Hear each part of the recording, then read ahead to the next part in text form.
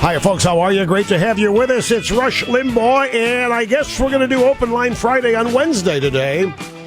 It's always a loosey-goosey kind of day, regardless how much sleep I got the night before. It's the official beginning of the Christmas season here at the EIB Network. Thanksgiving is tomorrow. Always get sentimental starting about this time of year. But since we've got the next couple of days off, what we're going to do here is pretend that it's Friday in terms of calls. So whatever you wish to talk about today pretty much will be okay as we do it on Friday. The general rule of thumb is that in order for you to get on this program, you have to talk about something I care about because I'm the reason people listen. And if I get bored, nobody's going to listen. So Monday through Thursday, you got to talk about something I care about. But on Friday, I fake it. If you bring things up I don't care about, I fake it. Or I just act like I'm not involved, and it's totally up to you. And we're going to do that today. Telephone number 800-282-2882. And the email address, lrushbaugh@eibnet.com. Another good debate last night. Every one of these candidates last night was on, even Huntsman. Everybody was on top of their game last night. There were no major gaffes. There were no flub-ups. I'll tell you, I was jazzed watching this thing. We'll have some specific comments about particular candidates as the program unfolds before your very eyes and ears. One of the things, and I knew this was going to happen, you probably did too when you were watching it, when Newt, out of the blue, announced his new immigration policy. Now that's the focus of a lot of people's attention. Newt Gingrich may now have a Rick Perry problem, is the Politico headline. Because here's the thing about it. Newt's position on illegal aliens, it was a little odd, and I'll tell you why. Because it came out of nowhere. He had not built a foundation for it. This was the first that we had heard of it last night, and that's not how major policy positions are adopted. Now, basically what Newt said was that somebody been here 20, 25 years, not a citizen, they're illegal for 20, 25 years. They've had kids, family are here, they're rooted, they're involved, they're participating here in the American system, and this is to uproot them. He says no American's going to want to send somebody home that's been here 25 years. That's not what we're going to do. No American's really going to be in favor of that. Now, I understand what he's saying about somebody here with roots and family and all that. Been here for a long period of time. But how exactly would this work? What if somebody's been here not 25 years, but 22? What if somebody's been here 20? 17? Pick a number less than 25, but longer than 5. What's the cutoff here? He said 25 years. What if it's 14? What if it's 13? What if they don't have a family, but they have been hardworking and tax-paying for 24 years? And just because somebody is here 25 years does not mean that they have assimilated into our society. It doesn't necessarily mean that. They could be rabble-rousing for La Raza out there for 24 of the 25 years. Do they have to speak English, for example?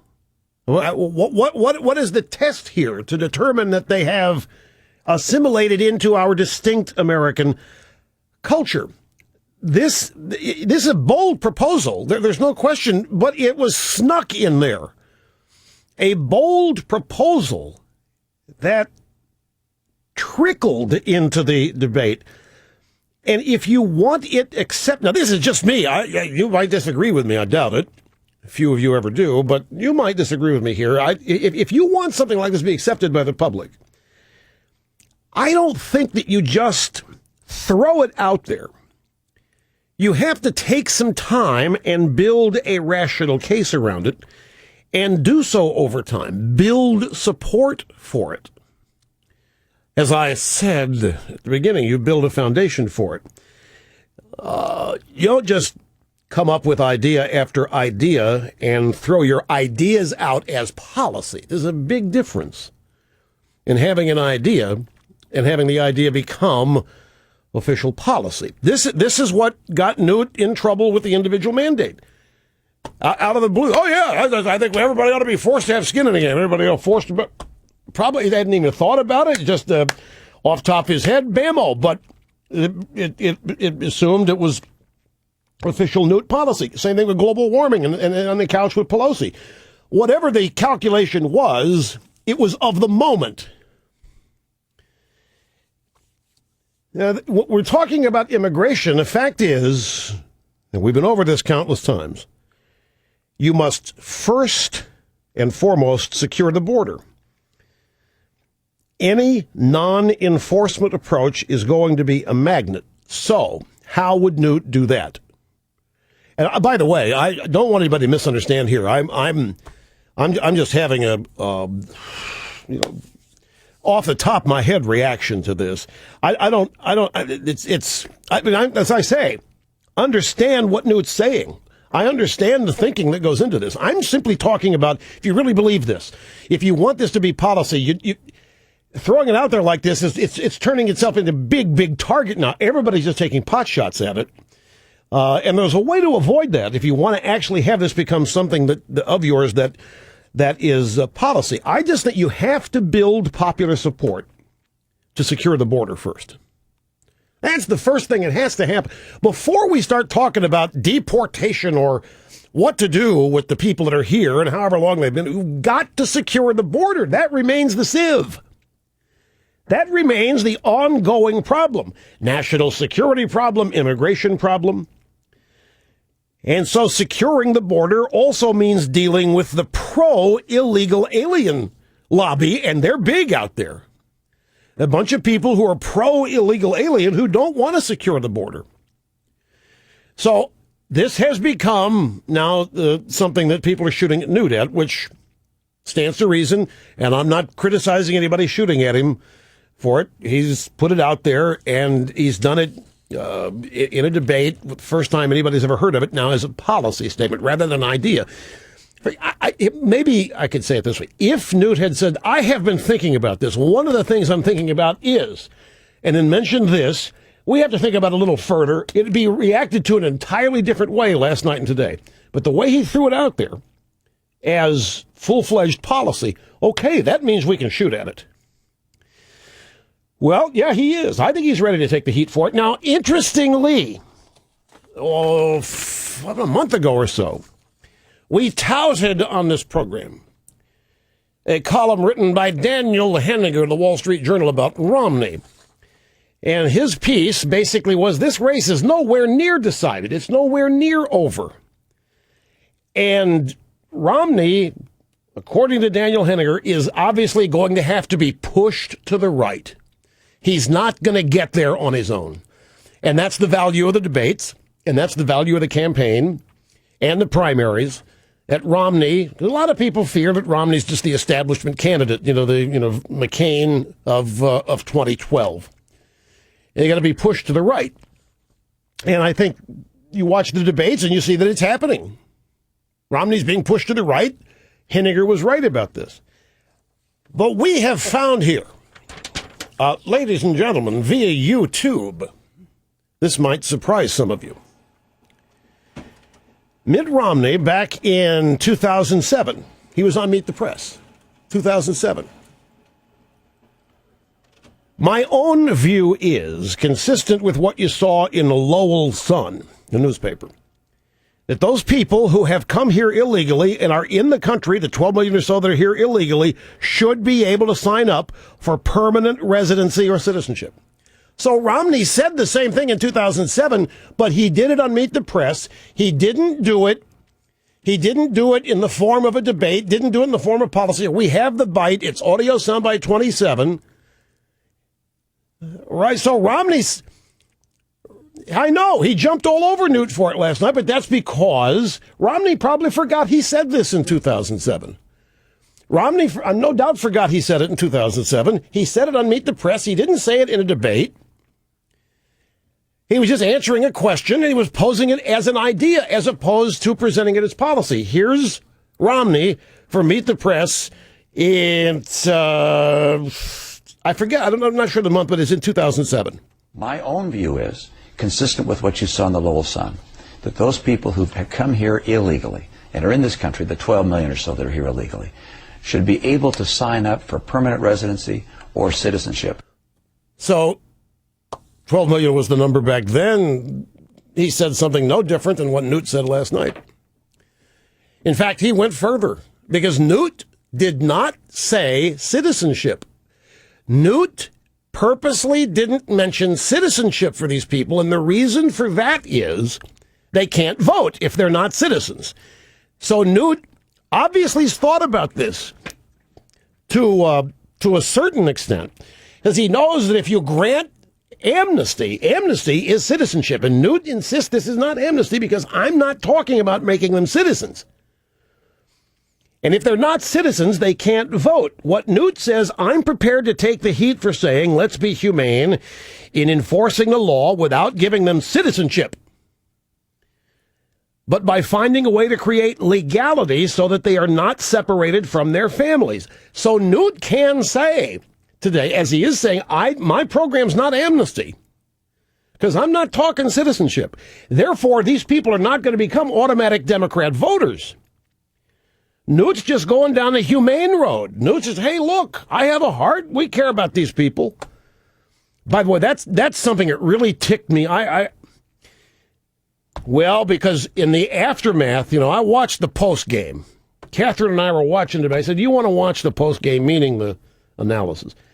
And then we did. And just as predictable as the sun coming up, that Gloria Borger and all these CNN people, Newt was really good. We saw the human side of Newt. Newt actually cares about people as though it's the same old thing.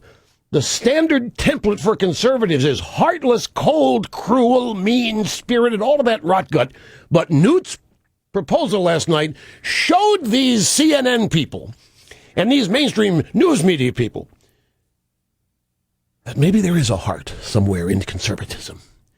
Maybe a conservative here or there does have a heart. That ticked me off. It always is. It's like when Al Gore complimented Kemp. Remember back in, 1996?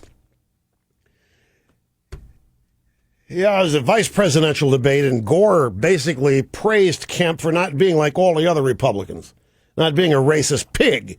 And Kemp said, thank you, Mr. Vice President, thereby acknowledging that they're a bunch of racist pigs, but he's not one. So it was the same thing last night. I made a note to myself. I got my iPhone 4S out, and I got I said, remind me to tee off on this. I got it right there on my iPhone so I would not forget.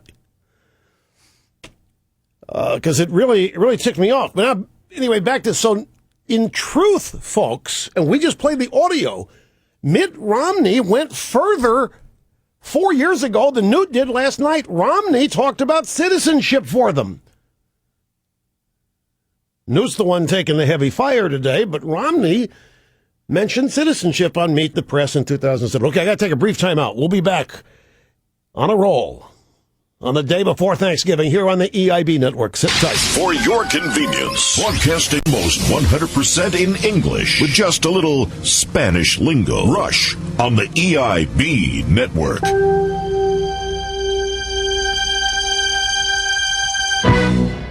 Now, you can drive your SUV guilt-free. You can buy carbon offsets from EIB and continue to drive whatever you want to drive. Just don't change anything. We'll handle it for you. Don't ask about the details. Just trust us. No need to change your affluent lifestyle. We will take steps here at the EIB network to reduce carbon footprints so that yours can remain as large as you want it to be. All this is yours for 4 easy payments of $25,000. And all you have to do is pay us, say $100,000. Hurry, this offer ends soon. $100,000 and you can live guilt-free. Watch the sitcom everybody in the media is talking about, Leave It to Barry, the daily story of that cute, cuddly kid who's wormed his way into America's heart. Hey, mister, where's the office of the president-elect? There isn't one. Yes, it's always one laugh after another, with Tom Daschle as Eddie Hassel. This is the best healthcare plan ever, because it's only 1 page long. Double-spaced. Just sign here. We'll work out the details later. Nancy Pelosi is the loving mother of the country. Hey, Mom, can I, okay, never mind. Harry Reid is the kindly old neighbor next door. You tourists stink. And Barack Obama as the Barry. We will help people who haven't paid their mortgages by giving them another 90 days, not to pay them. Blagojevich? Who's Blagojevich? Leave It to Barry every day right here after Paulson and Frank, the odd couple. All across America, progressive teachers are helping children to sing alike and think alike. Barack Hussein Obama. He said because he's here today, equal work means equal pay. Barack Hussein Obama. Now, you can get the album that started it all. Kids Songs of the Revolution. These time-tested songs in the original German will bring our country's youth together to do great things.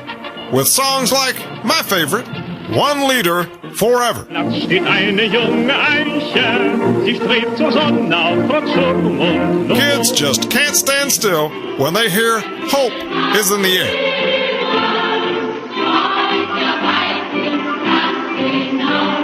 They'll really be marching to a different drummer with the classic Change is Here.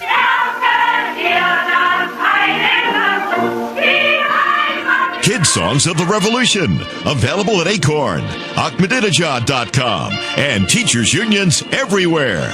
Kids, tell your parents to get yours today before the economy collapses or healthcare implodes and the world burns up from global warming. Kids Songs of the Revolution. Indoctrination hasn't been this much fun since 1933.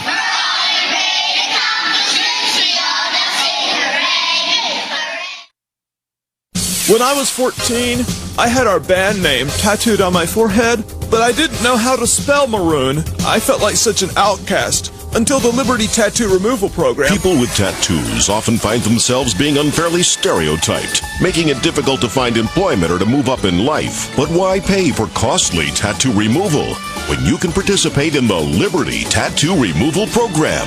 Lisa and I were really in love. You know, the forever kind. So I had her name tattooed on my behind. Then there was Cindy, Barbara, Kathy Jo, Joanne, Judy, and a lot of others.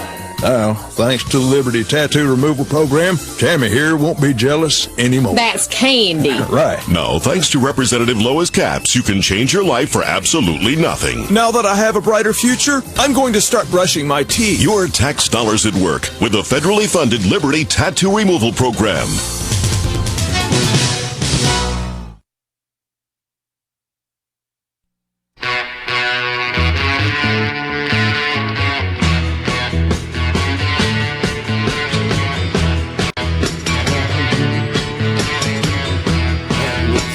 I'll tell you who else. They all did very well last night.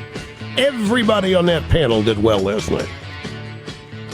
It's tough to single any of them out over another, but I have to tell you, I do want to single out Michelle Bachmann for a couple of reasons. In the first place, she was excellent last night. And she has been said to have fallen out of the top tier. You know, she won the Iowa straw poll.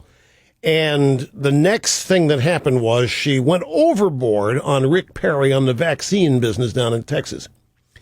And then she quoted somebody in the audience at one of the debates as an expert, and that began a bit of a downward slide. But I don't think that was justified. I think she's top draw. I don't have any doubt that Michelle Bachmann would fight for this country every second she is awake were she to be elected president of the United States. I have no doubt whatsoever she would fight for the traditions and institutions that have defined this country's greatness.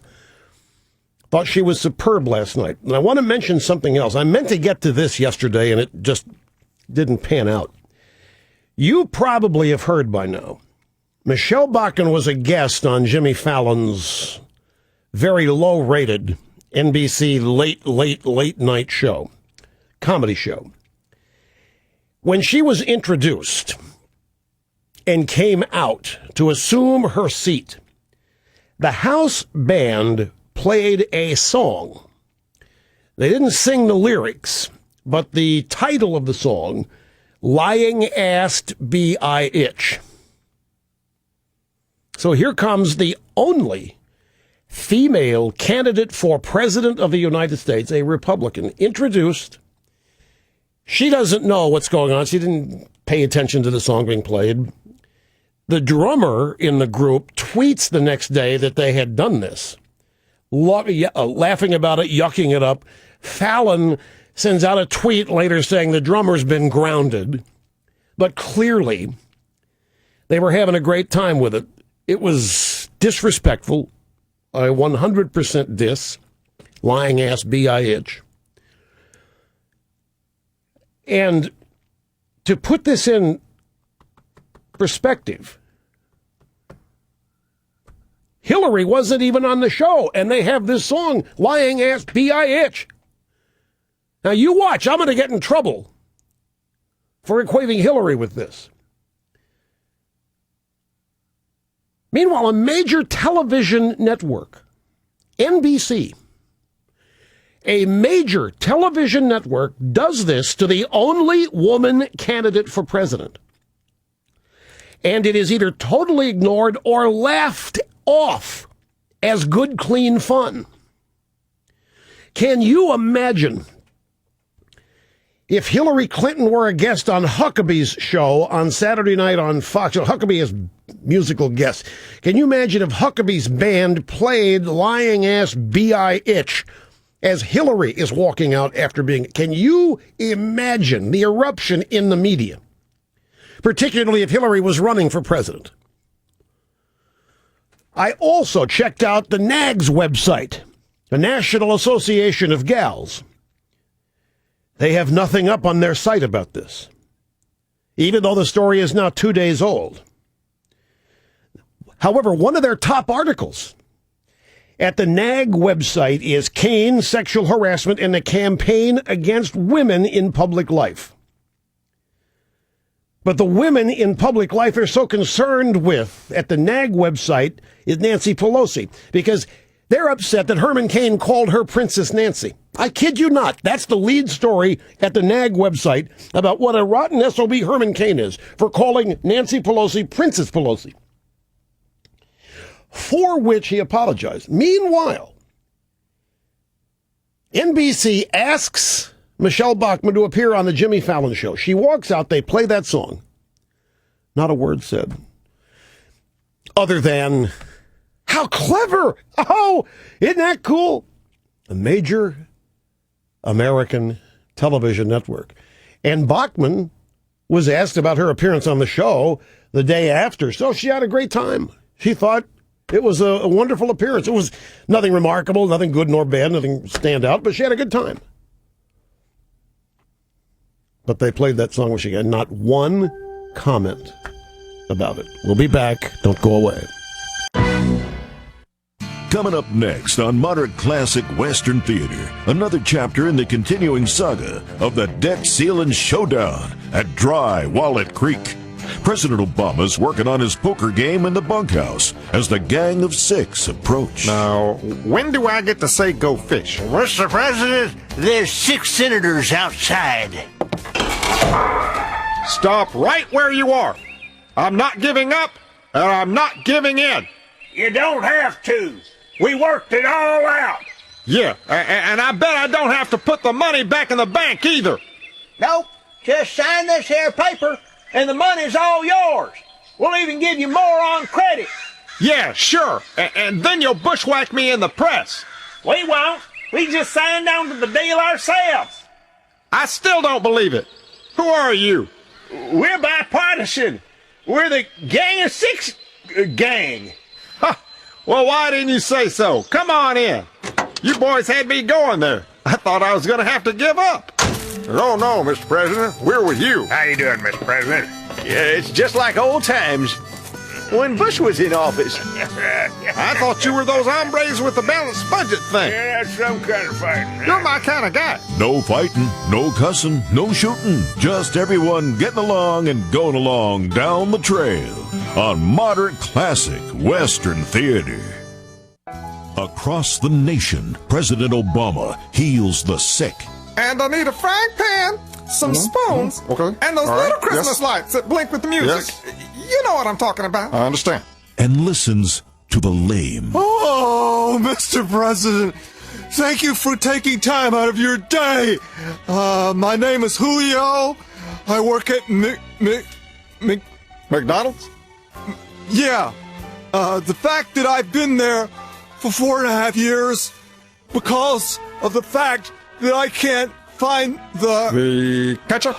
Oh, Mr. President, you know everything. Meanwhile, somewhere in the middle of Kenya, the president's brother George waits for things to change. Hey, George, what's new? Nothing. Have you heard anything from Barack? No. President Obama helping everyone except George. 8 years after going to work for then-Governor George W. Bush, 6 years after he started working at the White House, and 2 years after being out of work with no prospect of employment, Scott McClellan now says he felt compelled to speak out for the first time in his new book, Whatever Happened to Scott McClellan. I just remembered that things were really bad at the White House, and I think speaking out can make a difference. This red-hot blockbuster is full of secret personal insights from Scott, like we need to move beyond the bitter partisanship of Washington politics and just roll over. Find out what was really going on with Karl Rove and Scooter Libby. I was kept out of the loop by Carl and Scooter, who went behind closed doors to laugh at me behind my back. Discover who was really behind the CIA leak. Richard Armitage? No, I've never heard of him. Critics are raving about Whatever Happened to Scott McClellan. I couldn't have written it better myself, says Anita Hill. So believable. I sent one to my pastor, says Barack Obama. And George Soros says, forget MoveOn.org. This is the best money I've ever invested. Whatever Happened to Scott McClellan? From Lefty Press and bookstores today, in flea markets tomorrow.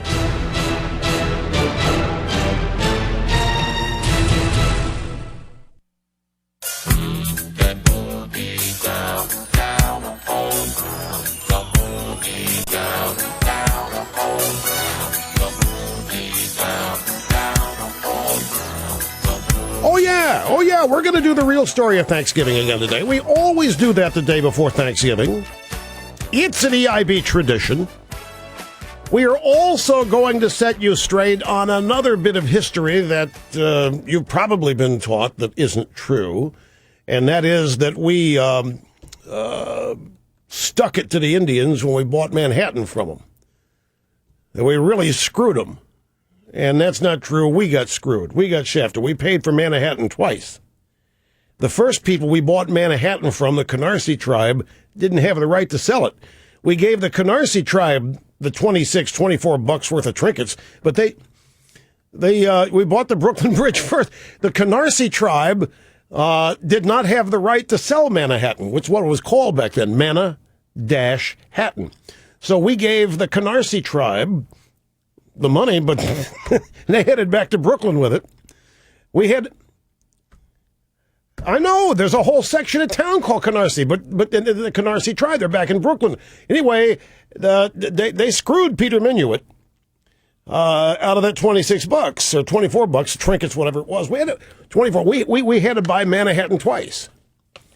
But they don't teach kids that. What they teach is that we screwed the Indians, and we screwed them at Thanksgiving, and screwed them at Thanksgiving dinner. We took a modified Ponzi. They did a modified Ponzi on us. It was a two-stage Ponzi. But the Canarsie tribe came along, and they said, hey, you want Manhattan? We own it, and this is what it's going to cost you. So we came up with this worthless price, and the Canarsie tribe took it and fled. Went back to Brooklyn, no paperwork, fake paperwork. I kid you not. let me grab. Let's start on the phones. Let's start on the. It's open line Friday on Wednesday. Thanksgiving is loosey goosey. I got all kinds of stuff I could continue here for 2 hours without taking a call, but that's not good today. So we'll start with Vinny in Manhattan. Vinny, welcome to the EIB network. Hello, sir. Hey, Rush. Happy Thanksgiving, first off, to you and your family. Thank you very much. Same to you, Vinny. Thank you. Listen, Newt's really made a believer out of me the past month, and I do agree with you. I know Newt has put some thought into his immigration policy. I heard him specifically say that he was all for enforcing the borders and policing them. I also heard him say his immigration policy wasn't an amnesty policy, and I did not hear him say the word citizenship. He referred to a program or a website or an organization, some kind of plan, and my mind is failing me as to what it was. But, you had mentioned a few years ago, and you're absolutely right, no candidate is going to come into office and throw 11 million people out of the country if just for the pictures alone that the mainstream media would provide at the border as they're going over to the other side. To me, Newt has presented one of the more realistic plans of what exactly is going to happen with illegal immigration in this country. We're not going to throw all these people out. Yes, some of them are going to go, but the majority of them are going to be made citizens eventually, or right. Vinny, I want to dig deeper with you here. What is it that Newt's done in the past month that's caused you to reassess? Because I have a friend who lives in Hawaii who, the last 2 years been Palin. If Palin doesn't run, country's finished. There's nobody else that's got the guts. Nobody else got the gonads. Palin. Now I got a note from my friend late last night. Who would have thought? I can't believe it. I'm starting to see that Newt looks good. What's happening, Rush? He wanted me to explain to him why he likes Newt. What's happened in the past month that's caused you to reassess Newt here? I'm not challenging. I'm just curious. There's no wrong answer here. I'm just don't misinterpret my tone of my voice. I'm not interrogating like Perry Mason. I just want to know. Sure, it's going to take me a minute or so to tell you, but first off, Newt's been consistently brilliant with his answers. He knows government. Quite frankly, Newt's made it almost fashionable in a way to say, "Hey, guess what? I am a government insider. Look what I know," and it shines every time he opens his mouth on that debate platform. He has a plan, he has history, and he's dealt with the problems in the past. He has the knowledge, and it shows. Number two, certain candidates, if you remember, I was a Rick Perry fan before he came into the debate and showed that he's just falling apart at the seams. Yeah, I thought even Perry did well last night. Well, he did last night, but he's not consistent like Newt. He he basically has put his foot in his mouth so many times in the last month and a half that it's hard to see him as president. And so goes it for all of them to some degree. Romney, for the most part, most of us conservatives don't trust him. Yeah, and that's why Romney doesn't get over 30%, and he's not going to get over 30% unless and until it becomes obvious that he is the only game in town. Vinny, I got to tell you something. I one minor disagreement, including Santorum. I thought Santorum was good last night. Santorum kicked butt. I could see, and I'm not doing this in a vacuum. We have an obvious comparison. Obama is in the White House. I would take any of these people. Any of these people look presidential compared to Obama. Any of them would be a 100% improvement. Any of them over Obama. Well, wait. What are you reacting for? Oh, well, yes, of course, but I mean, there's a couple people who don't have a prayer. You get my drift here. When you say, and Vinny, again, don't take this personally, when you say you can't see Perry in the White House, I can. If the choice is Obama, Perry, I can see Perry. I can see them all there. I know these people's hearts are all in the right place, and I know that they're all patriots, and I know that they appreciate and love the Constitution and swear to defend and protect it. I know they do not want to transform this country into something it's not. I know that they don't look at this country as guilty. I know that they don't look at this country as a suspect. I know that none of them look at this country as something that needs to be cut down to size. I know that none of them look at this country and see it as immoral. Not like the current occupant and not like his party. He's not the only one. There's a bunch of people in his party have this negative view of this country. In fact, way too many of them. And talking about Newt, Vinny, thanks for the call. Talking about Newt, there was another moment in the debate last night when Newt has his moments of brilliance. You have to admit it. You can't deny it. And one of those moments was the discussion of the defense budget and the obligatory left-wing question, how much of defense would you cut, so forth and so on, and then energy. And Newt said, and I forget the exact question, but Newt said, it takes 15 to 20 years to develop a weapons system when it takes Apple 9 months to update technology. And he was exactly right in terms of what the private sector can do versus the obliterated and bogged down public sector. And then the whole subject of energy independence, this was even better. Wolf Blitz, who, by the way, did you hear Herman Cain call him Blitz? Oh, I loved that. I absolutely loved it. I had to stop and rewind it, make sure I had heard that. Did he just call him Blitz or Blitzed? I was hoping it was Blitzed. So I rewound it and I found out it was Blitz.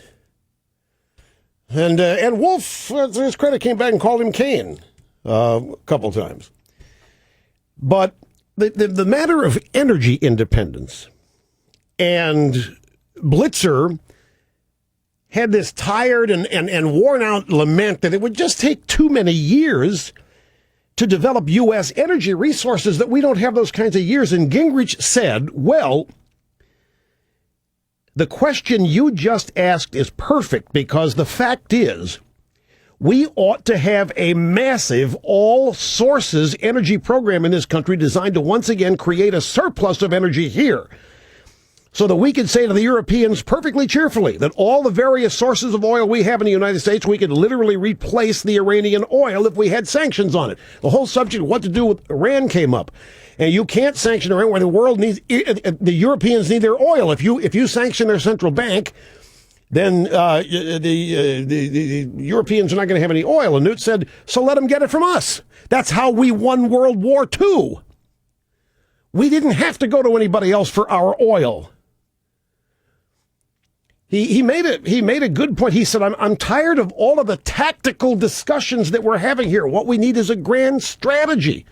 And our strategy where energy is concerned is to develop our own. Do you realize what we could do with our economy if we just opened up drilling everywhere there's oil in this country? We wouldn't need to worry about what the Iranians are doing with theirs or what OPEC is doing with it. We've got more oil and we know what to do with it if we would just go get it. We're getting bogged down here in tactics. What we need is an overarching strategy. It's how we won World War II. We weren't dependent on anybody else. We had seen to it that we had what we needed, and that if any of our allies got shortchanged, we were able to supply them. Now, the reason that it sounds so brilliant and so intelligent is because what we're doing now, our energy policy now, is frankly absurd. Killing off our own energy sector, shutting down our own production, shutting down our own discovery, shutting down our own drilling for a host of reasons, chief among them a hoax, global warming and pollution. Making ourselves vulnerable to world supplies, political circumstances, price variations, all of these things. We're not acting like a superpower. We're acting like a needy, defensive, no confidence little child. Because we don't have the right strategies. We don't think enough of ourselves as a country. at the highest levels. He was exactly right about it. The question you asked is perfect, because the fact is we ought to have a massive all-sources energy program in the U.S. designed to once again create a surplus of energy here. So we can say to the Europeans pretty cheerfully that all the various sources of oil we have here, we can literally replace the Iranian oil if you get cut off because we impose sanctions on their central bank. That's how we won World War II. It's a throwaway line. Not a whole lot of people heard it, but it was a great close. That's how we won World War II. And of course, that's something that we were very serious about. All right, a little long, so I got to take a brief time out. We'll do it. We'll come back and be back before you know it. Doing the work that the mainstream American media just won't do. Rush on the EIB network.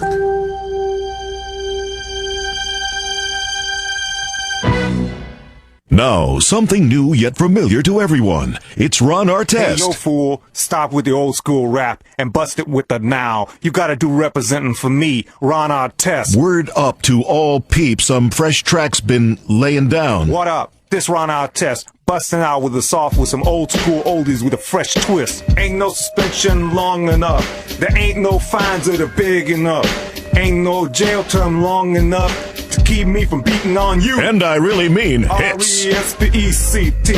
Gonna find out what it means to me. R-E-S-P-E-C-T. You better not be dissing me, yo. Spreading the love. Peeps all over the world join hands, make a love train or I'll beat your brain. True warrior even does Streisand. Peeps.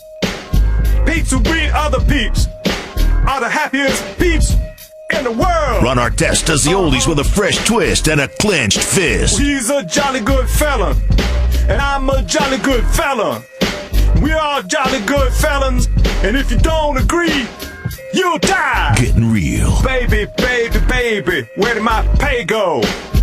Endorsements done left me now. I need me a new loan, you know? Ron Artest, oldies with a fresh twist. From Concussion Records. Yeah, we put the con back in concussion. Available at NBA games and bail bondsmen everywhere. True that.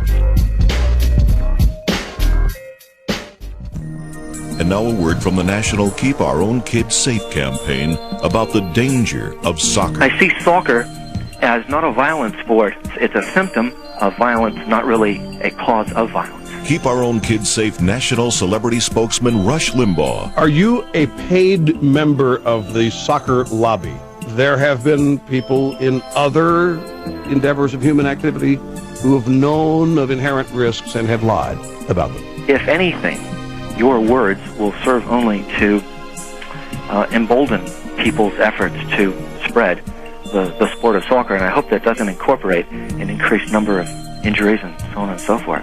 Well, me too. I can only bring the information to the people.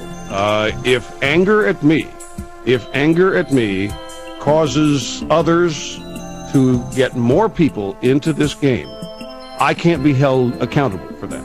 I love the game, and I played a little bit of football as well, and I tell you, I would never take my chances on the football field.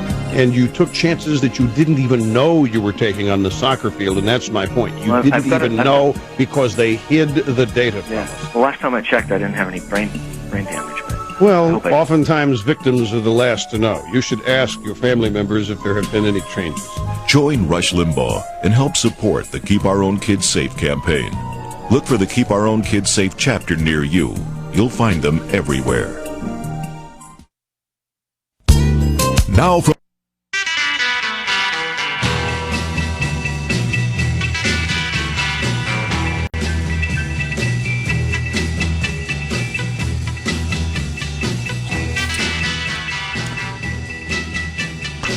And back to the phones we go. This is Greg, somewhere in Indianapolis or Indiana on the way to Missouri. Is that right? That's right, Rush. Well, great to have you with us. From the Burkhardt family. Thanks very much. I appreciate that. We are just wanted to call you because we're engaged in one of those all-American traditions that the Democratic Party would like to put at risk. We got the whole family together, loaded down the minivan, and we're driving to Grandma's for Thanksgiving. Oh, I just love that. They over the river and through the woods. The grandmother's house we go. Yeah, and no doubt you've got the EIB network on the car radio.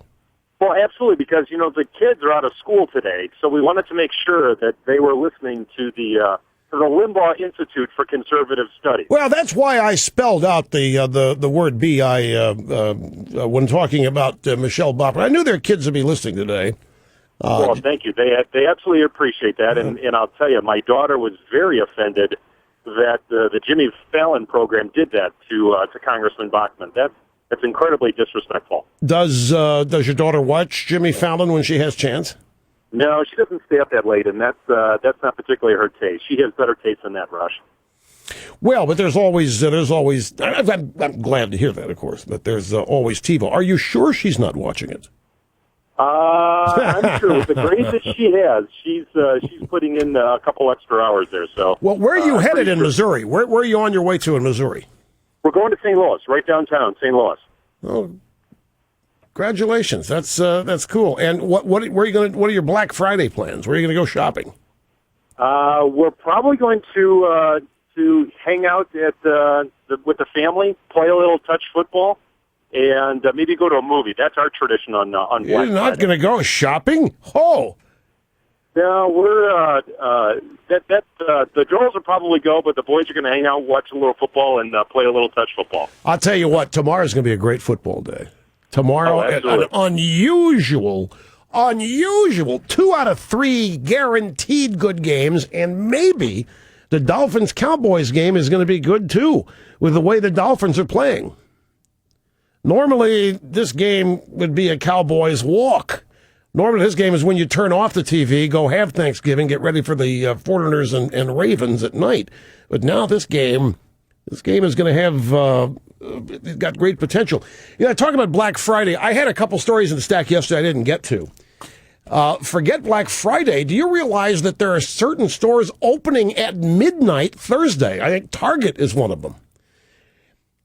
Is Best Buy and some others, and their employees are not happy about it.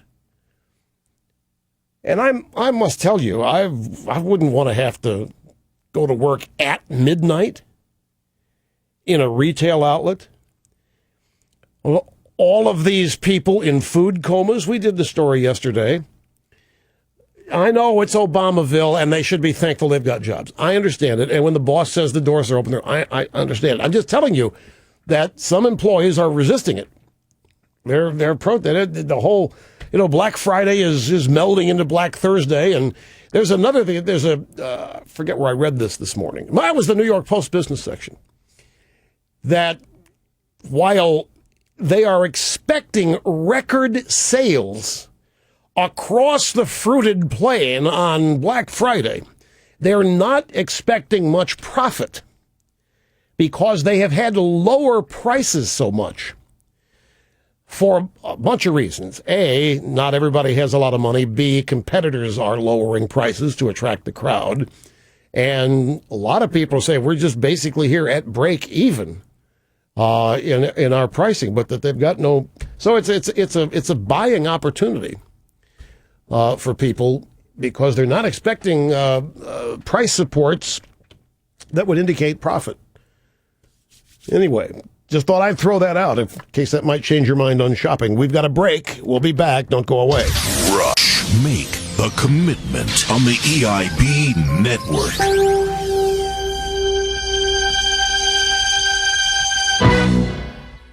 A lot of us are not going to let that happen. Ever wonder how Barbara Boxer keeps that uptight, uncomfortable look all day long? She's got her thong on. And now you can keep it uptight, too. Celebrate spring with the environmental thong made with dried leaves, moss, and twigs. Or keep leaks to yourself with a dependable Pat Leahy model. It only leaks when you want it to. All our boxers are unisex and come in only one size, extra, extra small, for that uniquely uptight look that's so fashionable with your left-wing buddies. Now you, too, can look uptight and uncomfortable all day long. And if you ever feel a smile coming on, just cinch it up a little higher. Just ask Ron Reagan Jr. So just throw out the old boxers and get your thong on with the Barbara Boxer Thong Collection. Check out the Barbara Boxer Thong Collection wherever left-wing loonies are found. An official announcement by our dear leader Barack Hussein Obama. Every day, people all across America are spreading vicious stories and taking my name in vain. To get reelected, we must fight against the truth that blocks our way. That's why I created AttackWatch.com, a website devoted to shutting down the free expression of all subversive, counter-revolutionary ideas. A place where you can report those who spread rumors, nasty emails, and public utterances attacking me. If you love me, you'll turn in anyone engaged in these types of activity. Friends, family, associates, children, anyone. If you're tired of hearing how President Obama single-handedly screwed up the economy, hijacked healthcare, mishandled foreign policy... That's enough! Drop the ball! I'm turning you in! Wanted old people to take a pill and die! AttackWatch.com. We're watching you. Do you have a low IQ? Don't mix well in normal society? Feel like you don't fit in? Then join the ranks of the elite Federal Baggage Screeners Corps. We're hiring thousands of qualified applicants right now. Just pass our rigorous job placement exam. Yep, this one's breathing. And you're on your way to a successful career. Like Betty, an elderly widow who enjoys knowing what's in everyone's bag. Why, just last week, I found a pair of ladies' panties in a golf bag. Imagine that, a pair of panties in a golf bag. Or perhaps you're a deranged loner with poor hygiene and grooming habits, like Larry. I used to soil myself down at the bus station, but this is much better. And if you have a really deep-seated emotional problem, you may be management material. So don't be afraid to call. Work for someone who appreciates you just as you are. The elite Federal Baggage Screeners Corps of America. Remember, America is counting on you. Now an important message from President...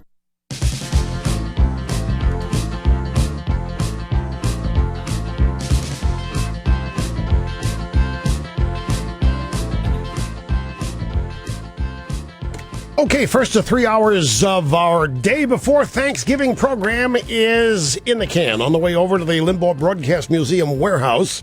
If you haven't seen the Limbaugh Broadcast Museum, you should visit it. The virtual museum, it's amazing. It is viewable at rushlimbaugh.com. Brief time out here, folks. Much more straight ahead.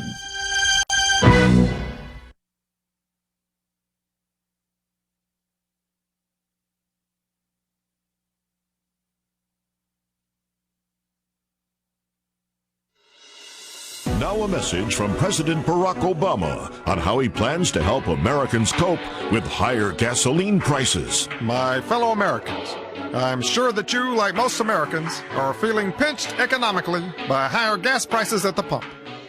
Recent political events in the Middle East have destabilized oil-producing nations, disrupting supply, raising prices, and calling into question America's dependence on foreign oil. As president, I would have preferred a gradual adjustment, but I can't do anything about the high cost of gasoline. But you can. Buy the all-new Chevrolet Volt, Government Motors' first full production electric car for just under $50,000. Consumer Reports said it was the only electric car that GM makes, and that it was capable of going up to 28 miles in the snow. And you can extend that range by taking along an optional 400-pound second battery. Yes, you can buy an electric car that's slow, fuel-efficient, American-made, and more expensive than a Toyota Prius, even after a $7,500 tax credit. The Chevrolet Volt. Last month we sold over 281. Who knows how many more we'll sell if gas prices reach an optimum of, say, $15 a gallon. The Chevrolet Volt. Buy here, buy now.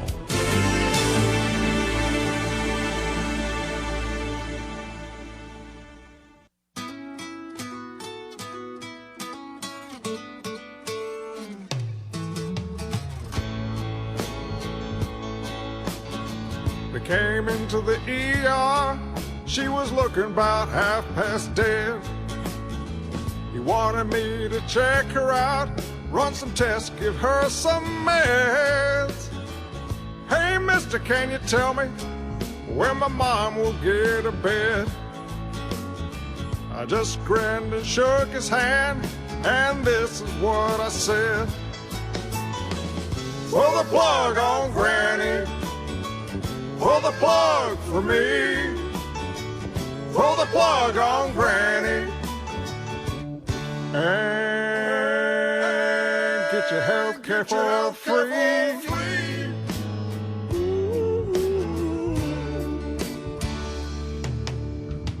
The crazy cracker followed me, and it caught me in the hall.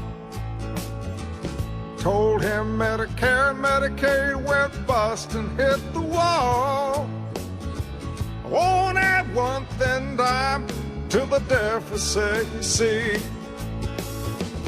National health care had to cut something better her than me. Don't you see? Pull the plug on Granny.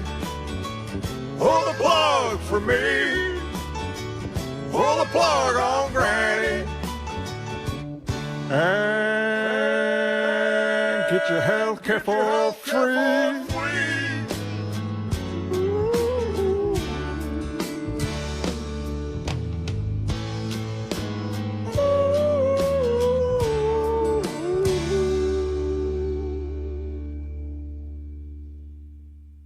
What could be worse than a dirty renegade cop with no respect for the law? The soiled senator who writes them. Harry Reid stars as Dingy Harry, Magnum Farce. The true story of a senator from Stoplight, Nevada, who magically becomes a wealthy real estate tycoon overnight. So you'll help us with a vote as long as we cut you in for a sweet piece of the deal. Aren't you worried it will look like a payoff? Go ahead. Make my day. Soon, Harry moves up to become Senate Majority Leader, where he spends his time encouraging the troops. This war is lost. Advising General Petraeus. This war is lost, punk. Attacking innocent civilians. We need to censor Rush Limbaugh. This guy doesn't care if Congress does have the lowest polls ever. He's too busy shooting off his mouth. It's the most powerful weapon in the world. Sir, your foot. It's okay. I've got another one. Dingy Harry, Magnum Farce, showing daily in the Senate. Now a message from President Barack Obama about today's ATF. My fellow Americans, in the past, the ATF just regulated the sale of alcohol, tobacco, and firearms. Pretty boring. But under my administration, we've expanded their mandate to boost the nation's economy with cool new programs like Operation Fast and Furious, where we sold over 2,500 illegal firearms on the Mexican border in record time.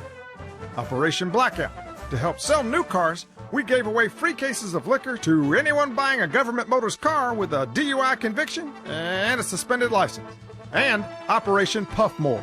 We need a new generation of smokers to pay taxes. So we rewarded Atlanta school children for their good grades with a carton of smokes. Today's modern Bureau of Alcohol, Tobacco, and Firearms. Who knows what they'll do next? Holder, put that bottle down and leave that alone. Now, behind the scenes at the Obama White House. Today, President Obama seeks advice from a former president. So it really is pronounced Corman. That's right. The P and the S are silent. It's derived from the Latin word for body. Oh, so Marine Corps, Drum Corps, Peace Corps, Army Corps of Engineers, AmeriCorps, Job Corps, and Press Corps are all incorrect pronunciations? Yes, absolutely all of those are wrong. Oh no. I've mispronounced all of them. Countless times. What should I do? If I were you, I'd learn to spell potato. Don't you mean potatoe? The E is silent. How poignant. I need some help on a couple of more things. Yeah, I'll say. Join us next time for another behind-the-scenes look at the Obama White House.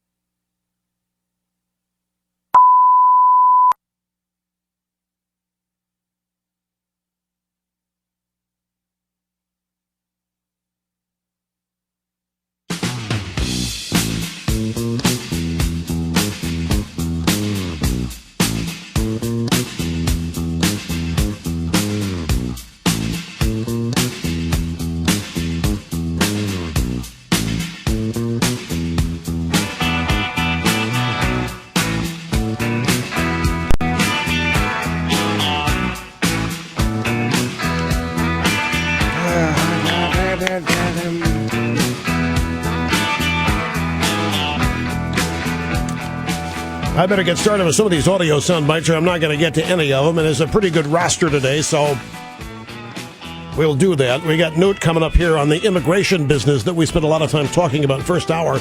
Also, here it is. We beat this one by a week. Story hits the Washington Times Congressional Budget Office. Obama stimulus hurts the economy in the long run.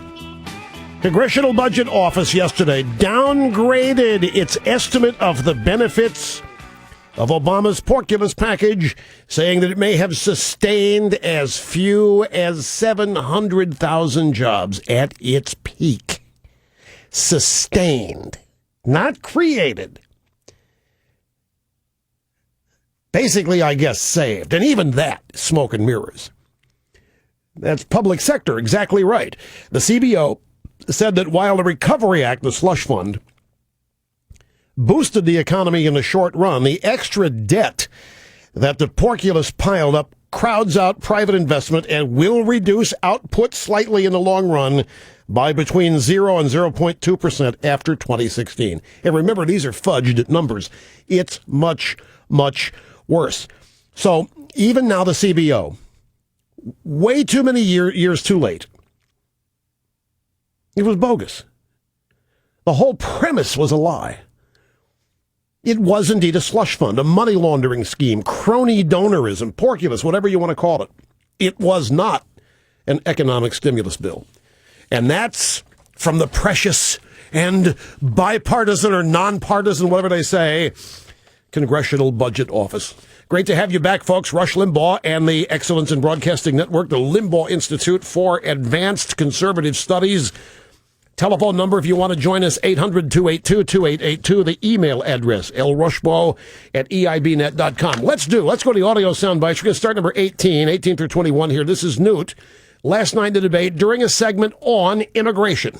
I do not believe that the people of the United States are going to take people who've been here a quarter century, who have children and grandchildren, who are members of the community, who may have done something 25 years ago, separate them from their families, and expel them. I'd urge all of you to look at the Kriebel Foundation plan. I don't see how the party that says it's the party of the family is going to adopt an immigration policy which destroys families that have been here a quarter century. And I'm prepared to take the heat for saying, let's be humane in enforcing the law without giving them citizenship, but by finding a way to create legality so that they are not separated from their families. Without giving them citizenship. That's key. Without citizenship, they cannot legally vote, which means that Newt's plan does not convert them to Democrats legally. That's a big word. So, understandably, Newt took a lot of heat from this. Michelle Bachmann was one. After Newt mentioned this, we shouldn't be destroying families, Michelle Bachmann weighed in. Well, I don't agree that you would make 11 million workers legal, because that, in effect, is amnesty. And I also don't agree that you would give the DREAM Act on a federal level. And those are two things that I believe that the Speaker had been for, and he can speak for himself. We do want to have people, and I agree with the Speaker, people like chemists and engineers and people who are highly skilled. We think about the United States and what's in the best interest of the United States. If we can utilize these workers like Steve Jobs wanted to, then we need to offer those visas. That will help the United States. But I don't agree that we should make 11 million workers who are here illegally legal. Okay, so this has been the theme since last night, and of course people said 25 years ago, what about 20 years? And by the way, how do we know how long they've been here? Oh, come on, Rush, we just ask them. Okay, I forgot that technique. So we just ask them. You just ask the Kriebel Foundation. If you're trying to look up the Kriebel Foundation, I believe it's spelled Krieble. If you are trying to find out what the Kriebel Foundation plan is that Newt cited. So how long they've been here? 25 years. What if it's 24? What if it's 20? What if it's 17? How do we know how long they've been here? Come on, Rush. We just ask them. If they're told that they get to stay, they've been here 25 years, they'll tell you that they've been here 25 years. Well, how are we going to prove if they haven't been here 25 years? Well, Don't ask me, not my plan. I don't know. But anyway, the media reacting somewhat favorably to this in the sense that Newt has a heart. I'm telling you, and it infuriates me. I can't begin to tell you how it infuriates me to listen to these holier-than-thou uppity media people sit there as they're the superior to everybody. They've got hearts, they've got compassion, and the natural template for conservatives is they're cold-hearted, mean-spirited extremists. Oh, look, Newt's got a heart. Oh, wow. Why, you know what? That may have changed my opinion of Newt. That's what Gloria Borger actually said last night in the postgame. So Newt fired back at Bachmann. Borger herself said Michelle Bachmann's campaign put out something immediately which said that Newt Gingrich is opening a door to amnesty. What would your response to that be? That's totally inaccurate. What I've said is the Kriebel Foundation is a very good program for legalization without citizenship for people who've been here a long time. Now, I want to say go home to lots of people. I want to create a border that's controlled. I want a guest worker program outsourced to American Express or Visa or MasterCard. I want English as the official language of government. I'm willing to be tough, but I'm not willing to kid people.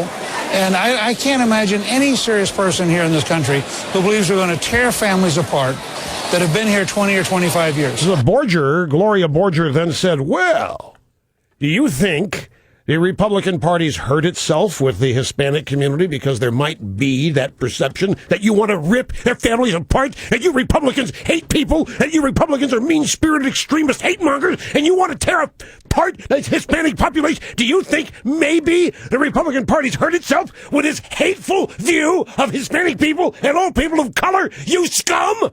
Sure, I think it makes it, it's not just the Hispanic community, but we have people who come to America from the whole planet. I think Governor Romney had it right tonight when he said, we favor immigration, we favor legal immigration. We actually would have more opportunity for people who are talented to stay, and it's frankly the Democratic Party and the labor unions who block that. So, I mean, it's a mixed bag, but I think it's important because I think somebody up here is going to be president.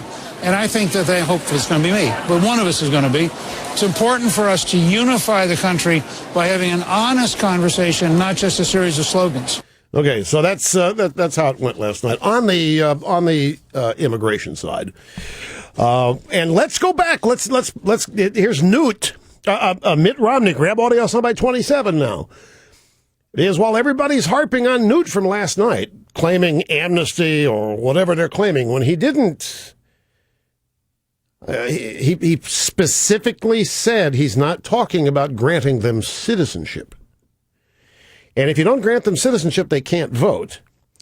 And without citizenship, Newt's saying it's not amnesty.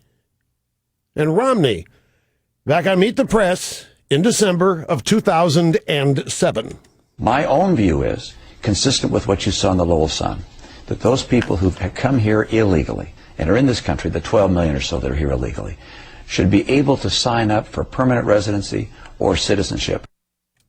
Oh, well, 4 years ago, Mitt Romney actually talked about citizenship for them. So let's see if that's picked up on today. Let's see if it is.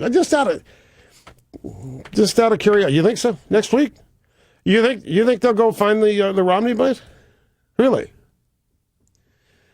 Think so? Okay, all right. Did he jump all over Newt? Romney jumped all over Newt and said what he was proposing is a magnet for illegals to come here. How's it a magnet if you got to be here for 25 years before we welcome you? Okay, all right. Well, anyway, grab audio soundbite number 3. We had the Pat Caddell, Doug Schoen column we talked about a couple days ago. These are two pollsters. The Democrat Party, Schoen was a pollster for Clinton. Caddell was a pollster for Jimmy Carter. They're still Democrats. They want the Democrat Party to win. They wrote column after column leading into the 2010 midterms telling the Democrats, you don't understand how bad it's going to be. You guys are going to get shellacked in the midterms. And they were offering them ways, limiting the damage. Democrats didn't listen to him, and they got shellacked. And so now Schoen and Cadell have written another piece for the Wall Street Journal saying to Obama, you have a duty to your country and the party to get out of the race.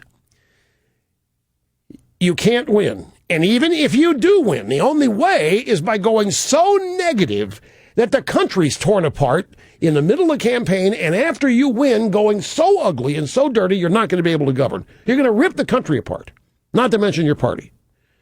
And then Cadell and Schoen said, if Obama won't go on his own, it's up to Nancy Pelosi and Harry Reid to go up to the White House and tell him to leave.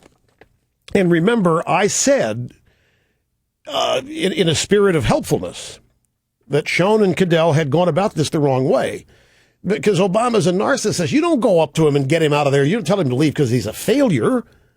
Narcissist, that doesn't compute. If you really want to get rid of Obama, you got to go up and tell him how the current job's beneath him. You got to tell him how, we can tell you're not interested, Barack. We can see this doesn't turn you on. You and your wife don't even like living in the White House. We can tell you don't like the job. You're so much more qualified than something as small as president of one country. You know, your country, America's no different than any other country. You yourself said it, Barack. We're just like any other country. We've got a flag. And that's the only thing that makes us different. Our flag's different from the other countries. You need to be running the world, Barack. That's how you should have done it, Schoen. And that's how you should have done it, Mr. Cadell. If you'd have written a piece that catered to Obama's ego and gave him an option of something much more powerful, much bigger, then maybe he would have listened. But I don't think he's finished with his mission. He's got a good start, but he's not finished. Cadell was on Fox News Channel, Cavuto Show. Was it the Business Channel or regular Fox? Well, it doesn't matter. They had a discussion about the super committee bombing out. This is what Pat Cadell said. I have to say, you know, that people care about re-election and they care about politics. Our president does. I've never really seen a president who has been so unengaged. And, you know, yesterday I had a piece with Doug Schoen urging him to step aside for Hillary Clinton for the very reason that somebody needs to do something and worry about re-election and the division between these two parties. This is not a problem that can be kicked down the road. We haven't done anything. And they continued. Cadell wasn't quite finished. I think right now the dominant instinct in this country, if they had an alternative, would be to throw them all out. I think the political elite has failed the country. I think a serious, I think a candidate, people laugh. I think a Donald Trump could do well. I think anybody, I could name you half a dozen people could do well in challenging this. Right now, the American people are saying the political leadership of this country has failed, and all they care about is beating up on each other. No one seems to have an idea about reversing the decline, whether it's in our economy or jobs, but we're going broke. These people are saying we can just keep putting it off. The American people sense disaster coming. Yeah, and he takes that a step further even. There's a print piece somewhere in our stack where Cadell expands on this whole notion that people sense disaster coming. And I think he's got a point. There is a sense of unease. There's a sense of this is not how things get done in this country. This is not how things happen in this country. Now, you can sit there and blame both parties if you want. I'm somewhat sympathetic to that in the sense that both parties are of the establishment, both parties in Washington, and they're interested in preserving the establishment. I understand that. And I do believe that there are several high-ranking Republicans who do not think the country's in dire consequences. I don't think they believe, as you and I do, that we are at a moment in time where the country hangs in the balance. I don't think they think that at all. I just don't. They're not acting like it, and that's what Cadell is addressing here. Anyway, brief time out. Your phone calls are next on the day before Thanksgiving on Open Line Friday here at the EIB Network on Wednesday. The Rush Limbaugh radio program will continue. Rush Limbaugh annoying the left coast to coast on the EIB Network.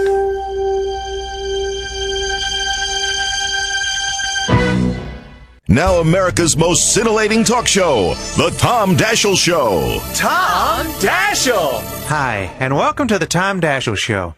I'm Tom Daschle. Recently, I've experienced some life changes which have allowed me to take the plunge. Yes, I'm now officially a full-time talk radio host right here on the internet. Tom Daschle! We're simulcasting from our flagship 250-watt powerhouse right here on the reservation. And Little Bear, our trusted engineer, tells me that our 2.5-bit streaming audio is sounding great today. So you shouldn't experience any problems listening today. I want to go back to the question we've been dealing with.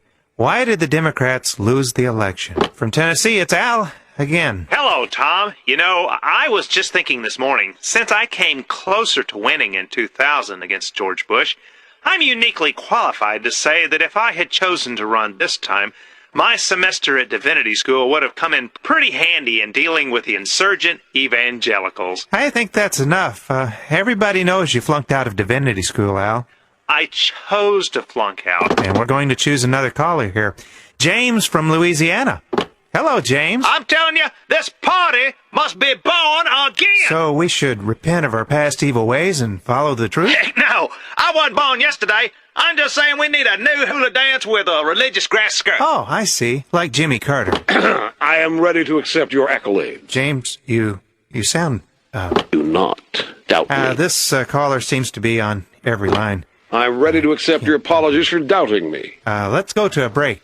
Do not doubt me. Sorry, I did it again. See ya.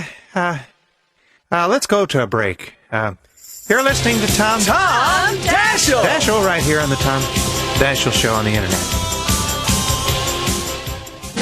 Out of the Old West comes a new twist from the producers of Brokeback Mountain. Remakes of your favorite Western classics, destined to be Oscar contenders, like How the West Was Festive, Paint My Wagon, and the golden classic, He Wore a Yellow Ribbon. What, old chief, can I give you as a token of our friendship?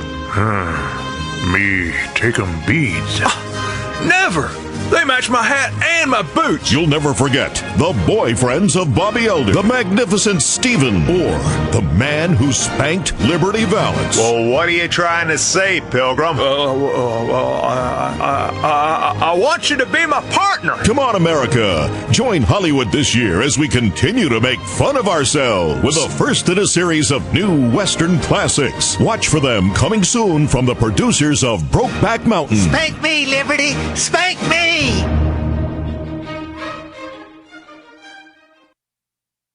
Attention Newsweek readers, there's never been a better time to receive or renew your subscription to Newsweek. Wow, I haven't read that liberal rag in years. What if we told you about our new amazing subscription offer that not only guarantees you'll have an entire year of Newsweek delivered right to your door, but it also makes you a publishing magnate? Okay, I'm game. For only $19.99, you'll receive an entire year of the slightly slanted news coverage, opinion, and interviews you'd expect from Newsweek. I'm not sold yet. And by checking our special Buy the Magazine box on the bottom of your subscription card, we'll give you the entire magazine for only $1. Yeah, I'm getting a year's worth of the magazine. No, you're taking the entire Newsweek operation, staff, printing press, and our debt. Newsweek, huh? Hey, you got a deal on Playboy? For this amazing Newsweek offer, call 1-800-BROKE-RAG. That's 1-800-BROKE-RAG. Newsweek, another failed institution of the liberal media.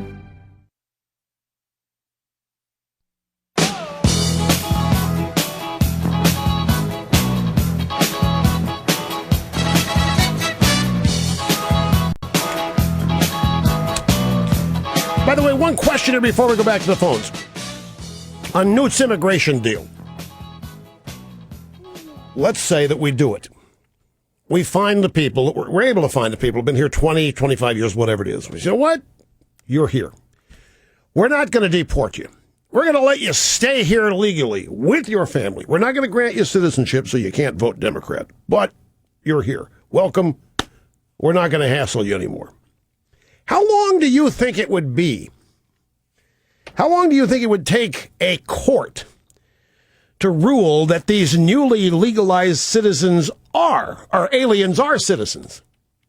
How long do you think it'd take the ACLU and the Democrat Party to file a lawsuit? they'd have the lawsuit filed before we had rounded up all of these various illegals. The lawsuit would be waiting. The ACLU and a number of other liberal law groups would file a flurry of lawsuits under the pretext of equal protection. They say, you can't deny them citizenship. If you're going to say that they can stay here legally, you can't deny them citizenship. And how long do you think it would take court to agree with that? Something to think about if you like the policy, because it's going to lead to amnesty at some point. You have to think. Here's Jerry in Yorba Linda, California. Great to have you on the program, sir. Hello. Hey, Rush. It's Gary in Yorba Linda. Thank you. And I wanted to remind you about a guy who years ago you used to speak affectionately about. A guy whose nickname was Chainsaw Al. I don't even remember what his real name was. Oh, yeah, that was Al Dunlop, Chainsaw Al. He worked at Sunbeam, and he had a reputation for saving companies by going in and firing half the employees. Well, he would take out the proverbial chainsaw and cut out fat, redundancy, inefficiency in companies and turn them around to profitability. Who's the guy that's going to do that in this government, Rush? Well, that's what we were just talking about. You know, it really boils down to how many candidates think that's what's necessary. I said yesterday that what ought to be a topic for discussion in one of these debates is how are we going to reduce this debt? How are we going to reduce this spending, and not around the margins? We're going to actually have to genuinely reduce the size of this government. So what are your ideas, candidate A? Which agencies are you going to just wipe out? We can't go on as we are. We don't have the money. You know, all this discussion last night about foreign aid, forget foreign aid. I mean, any discussion last night that involved spending money, every time it came up, I looked at the screen, the television, my mouth fell open. I said, we don't have any money to be giving people. We don't have any money to spend on foreign aid. We don't have this money to give to anybody. Why are we still talking about this? Why isn't somebody saying, as part of the answer to this proposed spending problem or proposed foreign aid question, we don't have any money. We are borrowing practically everything we spend. We spend, what, close to $1.8 trillion more than we take in every year. We just had to raise the debt ceiling twice this year. We're up to $17 trillion in debt, for real, on paper. We're not there yet, but we're going to get there by January. That was the whole deal. And in a discussion about foreign aid and giving this country that money and this country, where are we getting the money? We don't have it. And I do think that this needs to be a subject in one of these upcoming debates, because it's the central question about which we are all concerned for the future of the country. We'll be back.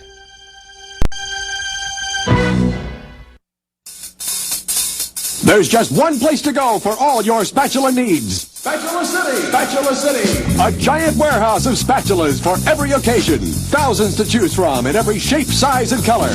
And because we eliminate the middleman, we can sell all our spatulas factory direct to you.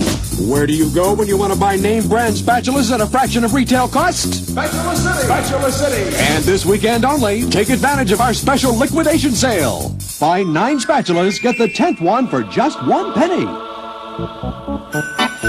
Don't forget, they make great Christmas presents. And what better way to say I love you than with the gift of a spatula? Spatula City! Spatula City! Hello, this is Cy Greenbloom, president of Spatula City. Spatula City, 7 locations. We're in the yellow pages under Spatulas. Spatula City! Spatula City! A giant warehouse of spatulas for every occasion. Thousands to choose from in every shape, size, and color. And because we eliminate the middleman, we can sell all our spatulas factory direct to you. I like their spatulas so much, I bought the company. Where do you go when you want to buy name brand spatulas at a fraction of retail cost? Spatula City! Spatula City! And this weekend only, take advantage of our special liquidation sale. Buy 9 spatulas, get the 10th one for just 1 penny. Spatula City, we sell spatulas, and that's all. Don't forget, they make great Christmas presents. And what better way to say I love you than with the gift of a spatula? Spatula City! Spatula City! Hello, this is Cy Greenbloom, president of Spatula City. I like their spatulas so much, I bought the company. Spatula City, 7 locations. We're in the yellow pages under spatulas. Spatula City, we sell spatulas, and that's all. And now, America's newest all-night sensation. Tom Daschle. Coast to Coast. Hi, and welcome to Late Night Coast to Coast with Tom Daschle, where anything paranormal, delusional, even extraterrestrial can happen. We have a call on our Texas line. Hi, Bill. What's on your mind? This is Bill Burkett, secret source for CBS. You're not going to believe this. We believe everybody, Bill. And we send emails with your thoughts and concerns to the network news guys. Well, George W. Bush made me vote for him through a kind of mind control. Really? Yeah, my finger's still purple. He kept an alien when he was in the Guard, but I never thought he'd stoop to this. Wow. Just another piece of the vast election conspiracy puzzle. Oh, a first-time caller. Teresa in Paris. What's on your mind? Laura Bush was the mastermind to keep John Kerry out of the White House just because of my plan to repaint it a bright coral red. Another eyewitness to a plotted deception. Up next, a voice from beyond. Yes, Richard? Tom, I lost the presidency in 1960. I picked myself up and won in 1968. Oh, so John Kerry should run again? No, Thank you for those words of encouragement. Louis from the mothership. Tom, did you know that the space wheel time continuum clearly shows that you and your callers are absolutely crazy? Crazy Fruit Loops from the leftward land of silliness. I couldn't even make this stuff up. Well, the Tribal Radio Network fanfare says it's time to go. Tom Daschle. Coast to Coast. Stay tuned for the Prostate Awareness Hour live from Del Rio, Texas on the Tribal Radio Network.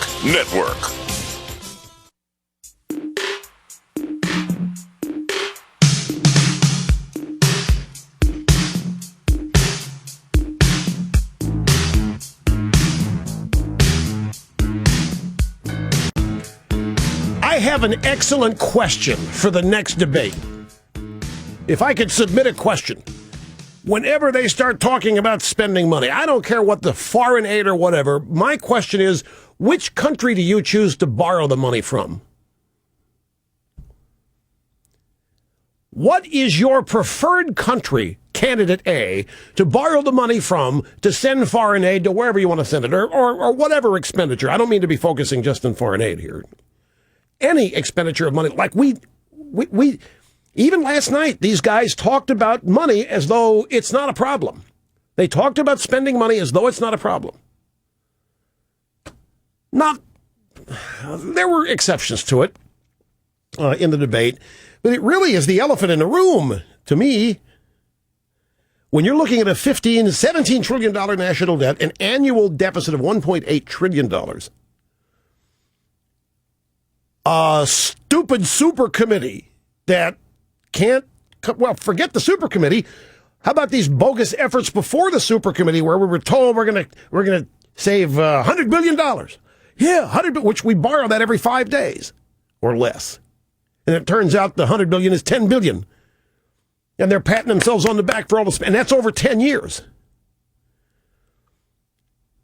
Then you realize with baseline budgeting, there is no reduction in spending, period. And there aren't any cuts. There might be reductions in spending, but there aren't any cuts. It's just reductions in the rate of growth. So which country, Mr. Candidate, do you want to borrow the money from in order to spend on that project? Why? What have I got an internal revolt about? What? Football picks? You want me to do football picks? There aren't any. Oh, for tomorrow's games. Football picks for tomorrow. Okay, I'll think about it. Why is there an internal revolt in there over that? Well, that's true. All right. Okay. All right. I'll think about it. I'll think about doing some football picks. Grab audio soundbite 30. This is Bill Hemmer this morning, Fox News Channel, interviewing Michelle Bachmann. Your appearance on the Jimmy Fallon Show on NBC. He has since said he's sorry for a song that was played upon your introduction. Were you aware of the song? And since that time, what do you think about what happened on that show the other night?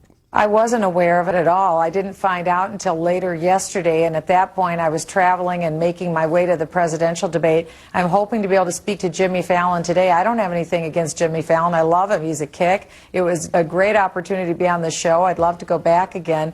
But I think the point is, if that had been Michelle Obama who had come out on the stage, and if that song had been played for Michelle Obama, I have no doubt that NBC would have apologized to her, and likely they could have fired the drummer or at least suspended him.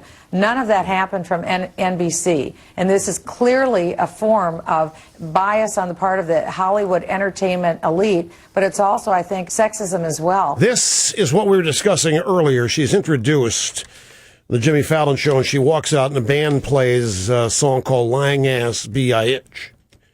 And she didn't know about it at the time. She didn't hear about it till yesterday. And she's right. If that had been Michelle Obama or Hillary Clinton, this is a major American television network. NBC would have fired the entire production staff. And Fallon never did say he was sorry. They're still joking about it. Fallon said he grounded the drummer. The drummer of the group sent out a tweet before her appearance telling everybody we got something snarky planned. Then they played the song, then he sent another tweet following it, identifying what the song was for people who might not have recognized it. And this is obviously what it is, but you just imagine if this had been Michelle Obama or Hillary Clinton.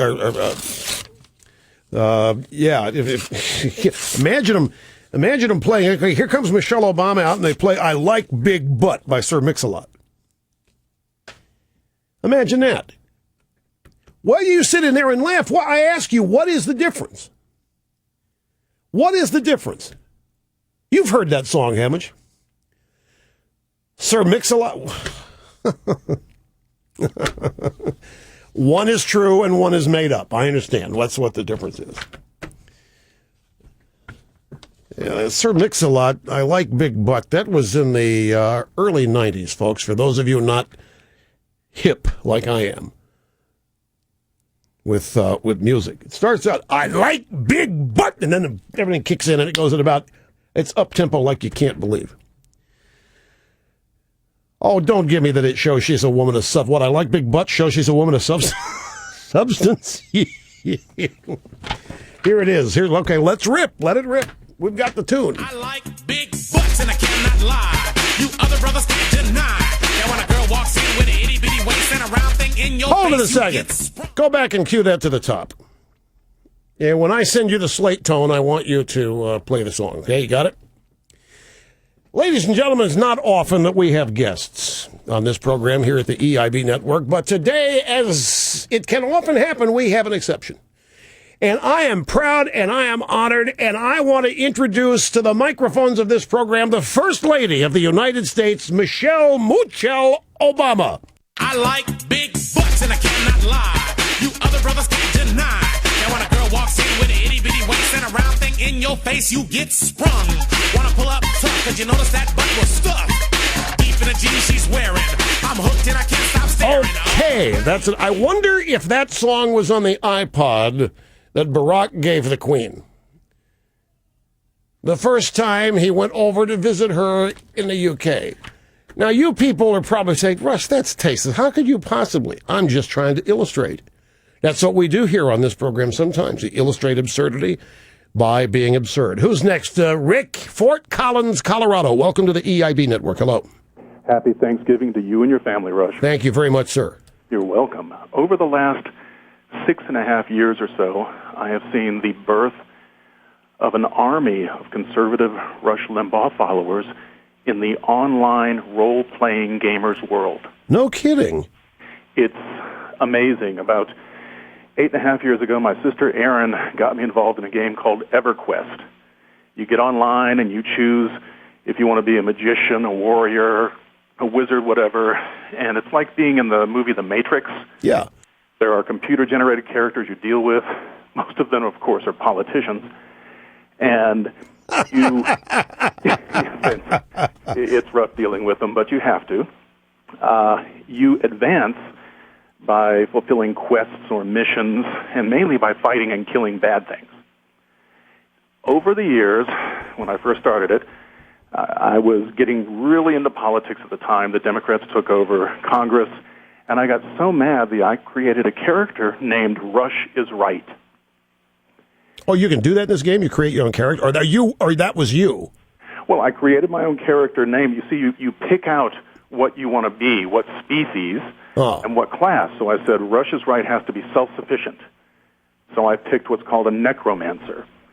It's a horrible being that can steal the life from others. Yes, I like that. Oh, it gets better, sir. I also picked out the most vile species, an upright bipedal lizard. As Rush is Right. As Rush is Right. A bipedal lizard. Cool. Okay, I'm into it. Yes, so you are totally self-sufficient in the game. You need no one. I play him. Everybody else usually has to get in a group to help each other. Rush is Right helps himself. And when I started this, other players would just run up to me in public and curse at me, scream at me, and this game probably has, up to 1 million or so people involved. And you get together with each other offline so you know who you are? Rarely. I get together with my sister Erin. And well, but then how did these guys know who you were when you saw them offline? Well, no, they didn't do this to me. They would curse at me online. Oh, online. Oh, okay. They would run up to Rush is Right and say vile things. As part in the game. Yes. Oh, in the okay. game. Okay. Now, as things have progressed over the six and a half years, I'm up to level 85 now, which is almost at the very top of the game. Congratulations. Thank you. And Rush is Right is up at level 85. Oh, yes. Rush is Right rules. Now, people are coming up to me and just saying online, in character, that's a great name, or we like Rush, and they're giving me things for free. In the game, if you're fighting a dragon or some such creature, you can get killed. And if you get killed, you lose experience. Wait a minute. If you get killed, you're still in the game, you just lose experience? Okay. Yes, you will come back to life minus a couple of hours of experience. Oh, okay. So there is a certain class of characters that can resurrect you, give you back your experience for money. And people are now doing this for free to the character Rush is Right. Wow. Because they want the character to survive. And prosper. Now, they've actually developed a capitalistic zone here. It's divided into all these different worlds. You can zone to a different world in the game and play there. And it's gotten so popular that players are taking real money to buy fake money to buy things online. You actually earn money in the game. Wow, this is how many hours a day do you play the game? Oh, my wife Janet tells me way too many. I would say, depending on the day, 2.5, 3. Can you play it on a mobile device, or you have to play it on your desktop? You can play it on a mobile device, but I prefer the desktop. Yeah. Bigger screen? Yeah, the nicer screen, get to sit down and relax. Don't worry about lag time, etc., which can get you killed rather quickly. Right, and battery. You don't worry about battery. Now, they so now Rush is Right has a lot of fans in the game. What do you attribute this to? Loads of fans in the game. What do you attribute it to? You, of course. Well. And the fact, credit where credit is due. Yes. And then the fact that I made sure the character is very self-sufficient, tough, and fair. If someone's in trouble, I'll go help them. Have no problem doing that. This is highly flattering, I have to tell you. I have to be a revered figure in this game. Level 85, self-sufficient. Just amazing. Well, I'm looking forward to going online when there's a few people on and telling them to check out your show. So how many people at the outset, when you said Rush is Right, how many people knew who you were even modeling the character after? I would say online many, because even though you're getting accolades now and free help now when in trouble, when I first started, and again this was 2006-ish, the attacks, verbal attacks, were just brutal. You can challenge another player to a duel online. You have to go to a special zone where you can fight to the death. And you were constantly getting challenged. And again, insulted, made fun of, etc. But since then, things have really turned around. And now I'll ask to donate to people when they give me things. They'll say, no, it's on me, Rush. No kidding. That's amazing. What kind of computer do you use to play this game on? Oh, just a little desktop I picked up as an E-Machines. And it's nothing fancy. The graphics are really good. They upgrade them all the time. And there's probably well over 1 million people, total players in this particular game. At any one time, there may be, 5 to 20,000 online. Man, oh man, this is a whole new world. Yes. Well, it struck me as odd because it got so popular with people buying fake money with real money that some players sell their services in real life online to other players. If a player needs help, some player will say, well, you're going to have to wire money to my bank account, and I'll help you. Well, here's the thing. I'm sitting here.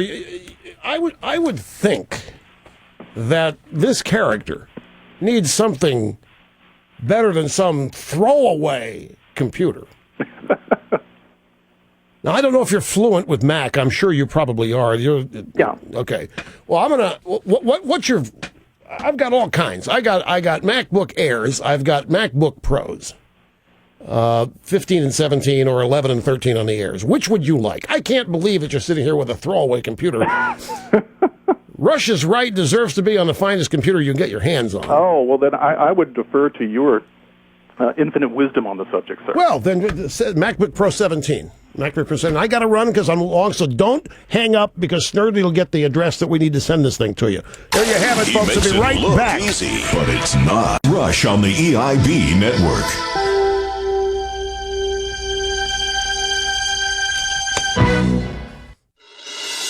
Now a message from President Barack Obama on how he plans to help Americans cope with higher gasoline prices. My fellow Americans, I'm sure that you, like most Americans, are feeling pinched economically by higher gas prices at the pump. Recent political events in the Middle East have destabilized oil-producing nations, disrupting supply, raising prices, and calling into question America's dependence on foreign oil. As president, I would have preferred a gradual adjustment, but I can't do anything about the high cost of gasoline. But you can. Buy the all-new Chevrolet Volt, Government Motors' first full production electric car for just under $50,000. Consumer Reports said it was the only electric car that GM makes, and that it was capable of going up to 28 miles in the snow. And you can extend that range by taking along an optional 400-pound second battery. Yes, you can buy an electric car that's slow, fuel-efficient, American-made, and more expensive than a Toyota Prius, even after a $7,500 tax credit. The Chevrolet Volt. Last month we sold over 281. Who knows how many more we'll sell if gas prices reach an optimum of, say, $15 a gallon. The Chevrolet Volt. Buy here, buy now.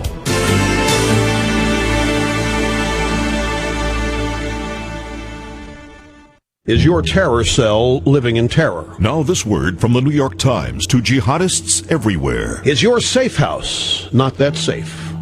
If you want your sleeper cell to sleep safely, read the New York Times. Jihadists everywhere depend on the New York Times. I saved my sleeper cell thanks to the New York Times. For information you can't get anywhere else. Did you know your phone calls are traced? Did you know your money transfers are being intercepted? Now, thanks to the New York Times, you will be safe and secure. I rerouted my terror funds thanks to the New York Times. From Tora Bora to Tijuana, terrorists everywhere depend on the New York Times. Because you'll find all the secret stuff that makes news meaningful to you. Plus, exciting bonus features. Daily attacks on the infidels by Maureen O'Dowd and Paul Al-Krugman and Tom Al-Friedman. Not to mention the entire front page of our newspaper, which is daily attacks on the infidels. Gift subscriptions available. We offer at the New York Times quantity discounts for large terror cells, educational discounts for madrasas and terrorist training camps. Read the New York Times and your sleeper cell can sleep safely. Even in the deepest, darkest cave, you'll be the first to get inside knowledge of what the infidels have in mind to wipe you out. New York Times, The Infidels, Jihad Journal.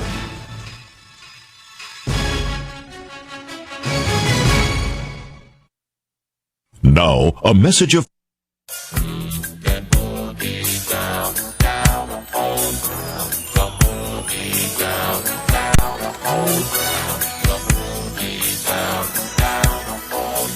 We're doing Open Line Friday on Wednesday, as we always do on the day before Thanksgiving. We go to Columbia, South Carolina. Hi, Mike. Great to have you on the EIB network. Hi.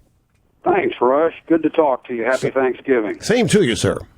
Lend me half your big brain here and help me solve a contradiction, or at least I think it is. On the one hand, the feds always want to take responsibility for immigration, ICE and everything else. Yep. But when the states try to make laws and step in where the feds have failed, they say, no, you can't do it. They're suing 7 states now to stop that. County sheriffs, like Joe Arpaio, they've been trying to stop him from enforcing the law for years. Correct. Municipalities, like, wasn't it a town in Pennsylvania last year, I think, that made the news, passed that law, said landlords can't rent property to illegals, and the Fed stepped in and said, no, you can't do that. Individuals or groups of individuals like the Minutemen a couple of years ago that were down on the border trying to stop it. Oh, no, you can't do that. They sent the federal marshals down there to stop them. Until it comes to giving illegals jobs and paying them money. Then the Fed wants to wipe their hands out of the issue and make criminals out of the businessmen that hire them to work in their plants, and even the individuals that hire them to do yard work or be a nanny or whatever. Is this just simply a case of the Feds wanting to take responsibility until it's not convenient for them, or is there something more to that? What do you think? Well, the DOJ, just give you a little bit of information before giving you my opinion on this. The DOJ just announced today that they're suing Utah. Yeah. Now, I think you have to look at this particular DOJ. You have to look at this regime. And what I am firmly convinced of is that this administration does not want to stop illegal immigration. Of course not. They want as many people in this country as possible that will potentially be converted to Democrat voters. This is what they want. They have to have some show of caring about it. So it's much less impactful to go after a company hiring illegals than it is to support a state keeping them out. Supporting a state keeping them out keeps them out. They don't want them out. They want them in here. They'll deal with them once they're in here. They'll go after these businesses for hiring them as a show of having some interest in it, but that's all it is, in my opinion, is simply just a show. Members of the media, do not panic. Your show prep will continue with Rush on the EIB network.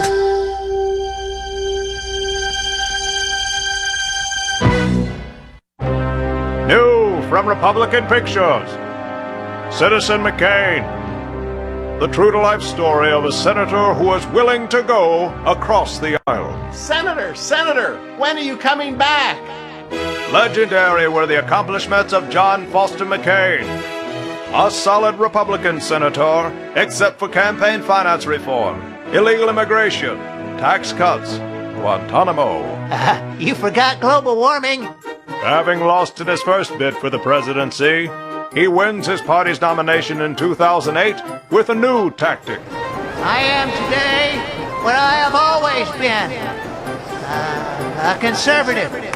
Citizen McCain, starring the veteran director John McCain, star of such memorable films as The McCain Mutiny, The Gang of 14, and the popular C-SPAN TV series Maverick. I don't care if I am the only Republican in this town to vote with Ted Kennedy. He's right. A potent figure in the media who held dominion over the Senate, McCain is somewhat cautious on the campaign trail. I believe that the policies of Rosebud. Or, Rosebud? what this country What does he needs. mean, Rosebud? This country He needs can't bring himself to say Barack Hussein Obama. Doesn't want to offend anyone. Citizen McCain, playing everywhere until the first Tuesday in November. And now, Saving the World with Al Gore Jr. Hello, this is Albert Gore Jr. And as I said in the New York Times, I, for one, genuinely wish that the climate crisis were an illusion. But unfortunately, the reality of the danger we are courting has not been changed by the discovery of at least 2 very small mistakes in the thousands of pages of careful scientific research. Small mistakes happen every day. Ask Charlie Rangel. He went on vacation and had no idea who was paying for it. Nancy Pelosi thought it was okay to fly friends and family and associates to Washington and to Copenhagen so that they could be near her. Honest mistakes happen all the time. Ask Governor Patterson, who sent a couple of state troopers to a woman's house to deliver a Hallmark card of sympathy, and it was mistakenly caught up in the press as some sort of threat. Well, I say all that to say this, that honest mistakes are made every day by Democrats everywhere. What's a few degrees in temperature either way? Cut me some slack. Join us next time as we once again save the world with Al Gore Jr. Most Americans think that illegal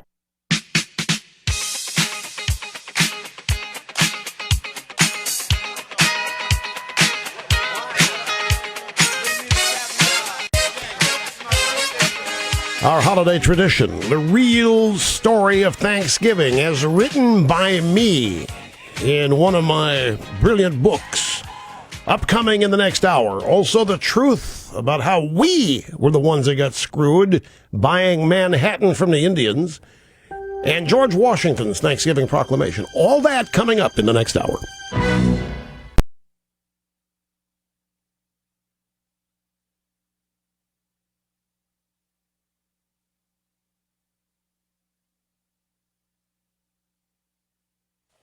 Attention EIP affiliates. Stand by for the Rush Limbaugh promo feed. Copyright 2011. EIP Network. Start all recording devices in 3, 2, 1.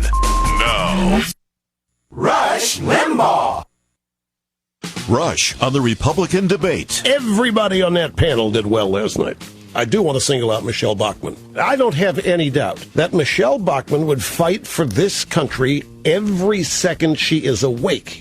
Were she to be elected president of the United States, I have no doubt whatsoever she would fight for the traditions and institutions that have defined this country's greatness.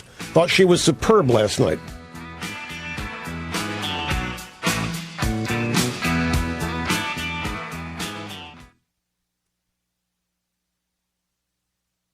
Everybody on that panel did well last night. I do want to single out Michelle Bachmann. I don't have any doubt that Michelle Bachmann would fight for this country every second she is awake. Were she to be elected president of the United States, I have no doubt whatsoever she would fight for the traditions and institutions that have defined this country's greatness. Thought she was superb last night. Rush analyzes the Republican field on the week in review. I know these people's hearts are all in the right place, and I know that they're all patriots, and I know that they appreciate and love the Constitution and swear to defend and protect it. I know they do not want to transform this country into something it's not. I know that they don't look at this country as guilty. I know that none of them look at this country as something that needs to be cut down to size.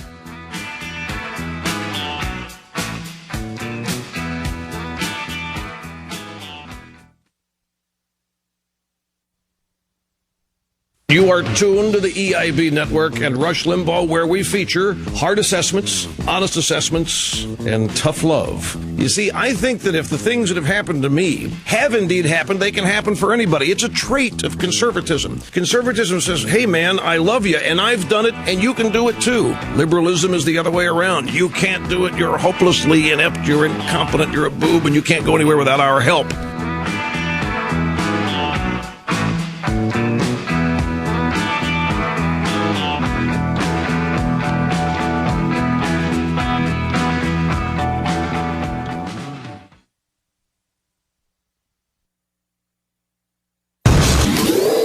This concludes the promo feed. Production directors everywhere. Be with us next time as we make your life easier on the EIB network.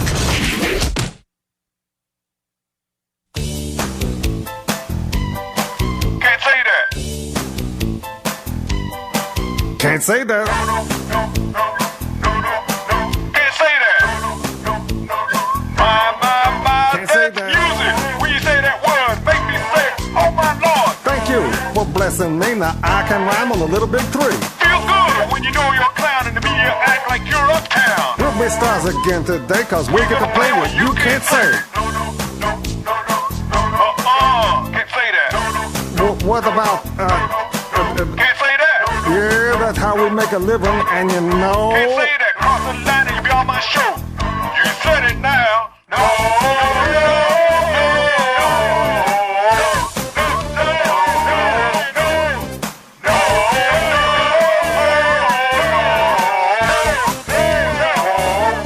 Hamburger time. Listening to the radio. Watching every RTO cable show. Be careful what you say on the air. Unless you're a rapper, but we don't care. That's art from the hood. When we hear that it sounds so good. Good, so good. Saying all kind of thing no cracker could. Watch your mouth. Can't say that. Be on your best behavior. Can't say that. Think before you speak. Can't say that. Do as I say, not as I. So every time you see us, you know about a hype when some dope gets here. That magic open mic. Now, why would we ever stop doing this when it pays to pretend to be so dis? It's not about the words that you can say. Shell out the bucks and watch us go away. Can't say that. There are 52 N-words. Can't say that. 17 B-words. You can't say that. And don't you ever say the H-word. You can't say that. So come on in, cracker. You can say that again.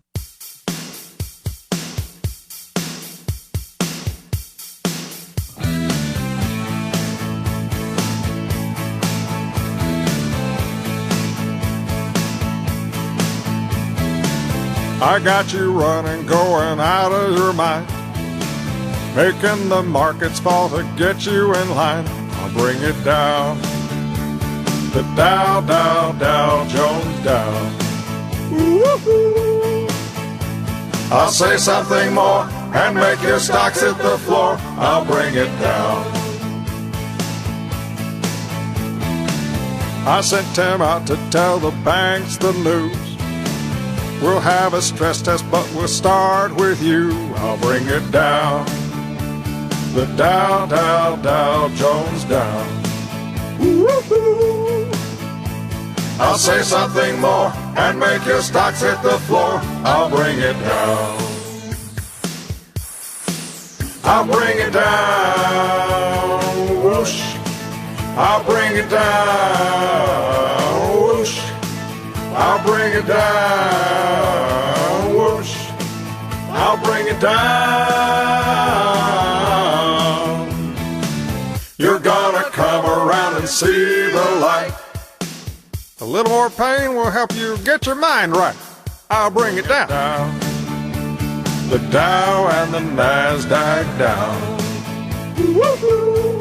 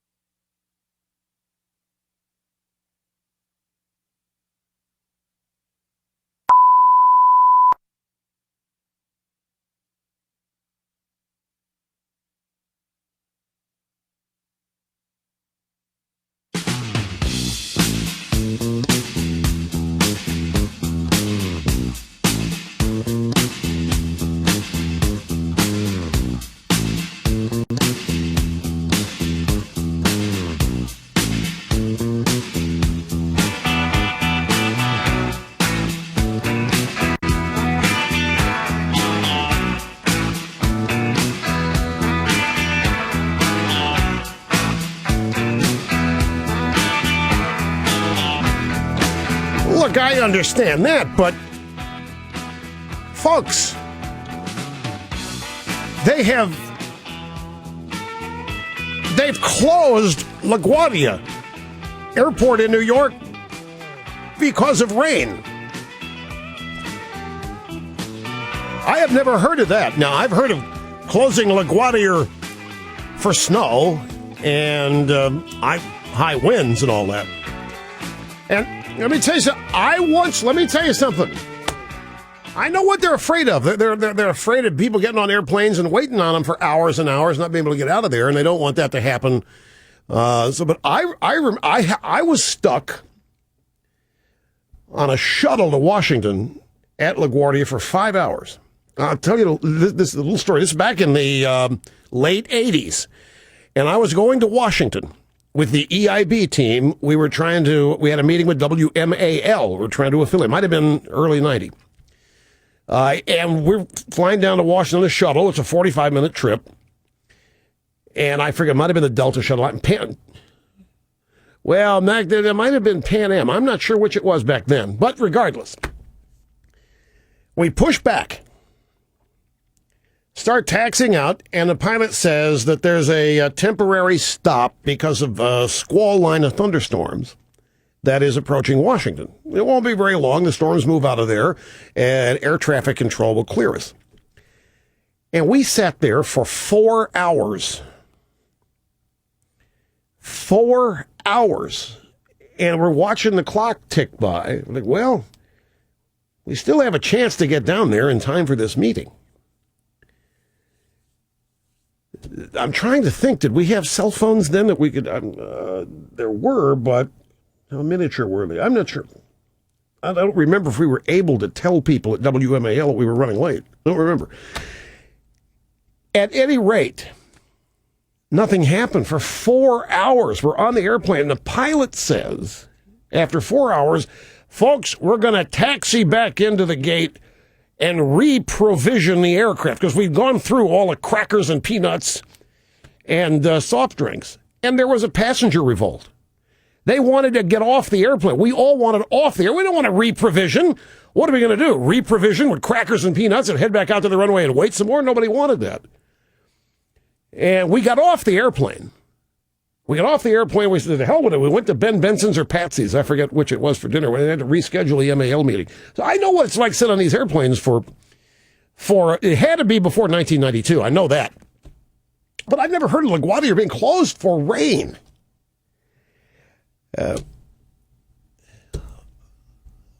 Weather-related travel problems on Getaway Day. Weather Channel says it's not raining. Well, I just saw it up on PMSNBC. PMSNBC just said LaGuardia closed because of rain. And they've got a reporter out there.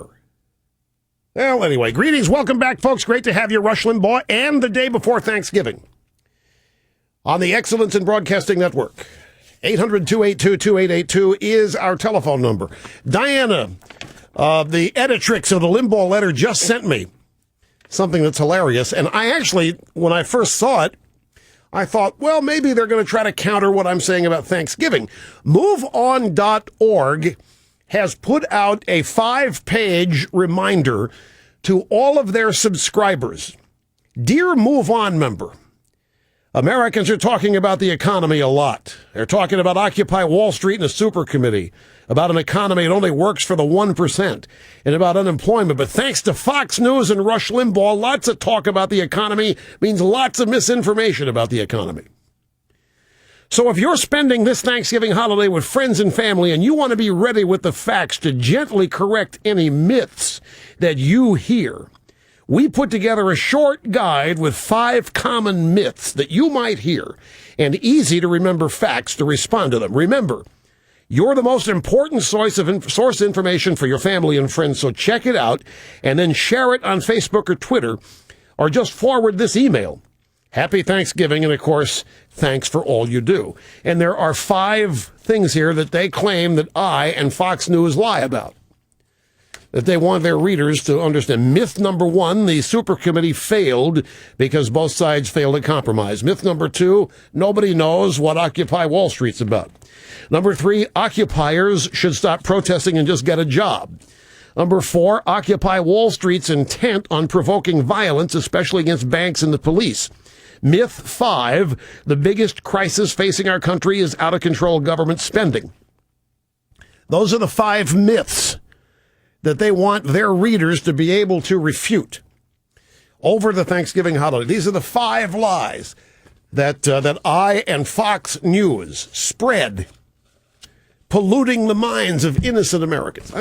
It's hilarious. I thought when I first saw it that what they were actually going to do was counter and accuse me of lying about the real story of Thanksgiving, which I wouldn't doubt if they did someday. Limbaugh's real story of Thanksgiving is myth number 6.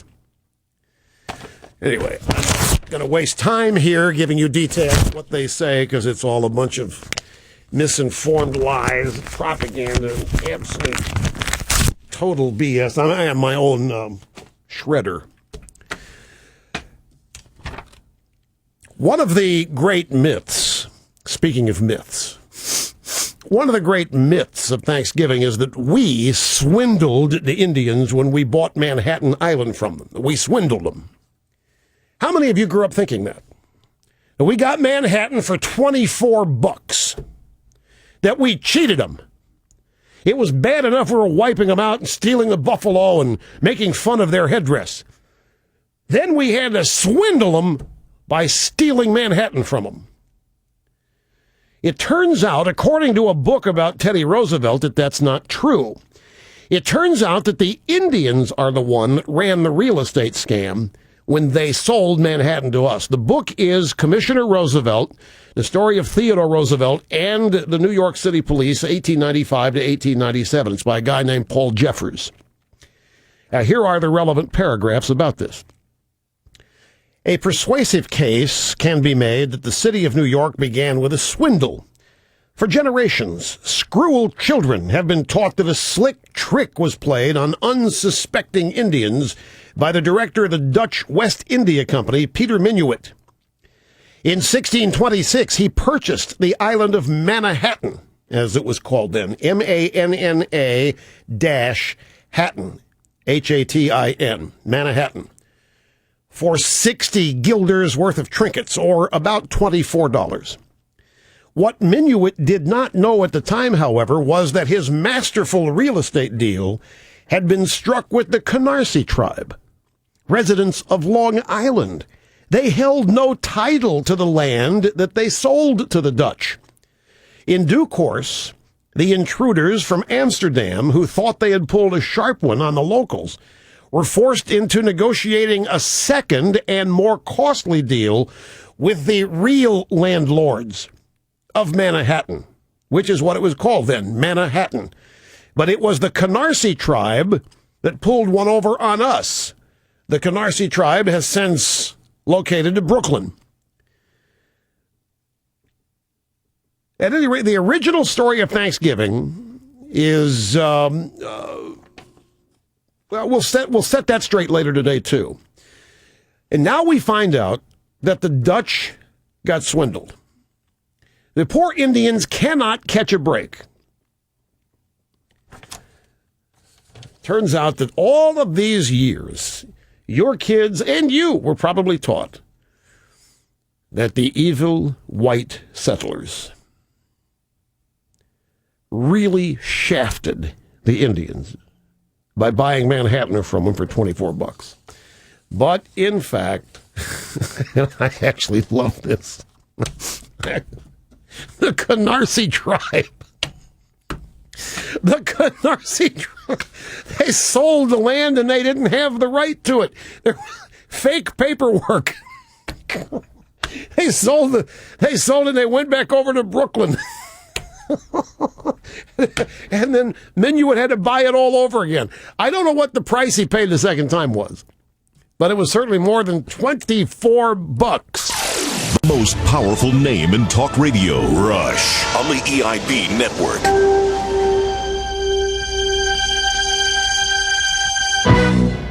What college do you dream of sending your kids to? Yale, Harvard, Princeton. Forget it. Those are the universities of yesteryear. The school of the future is COC. Community Organizer College. I'm a graduate, and I just took control of General Motors. And now I'm thinking of taking over Chrysler, too. Maybe.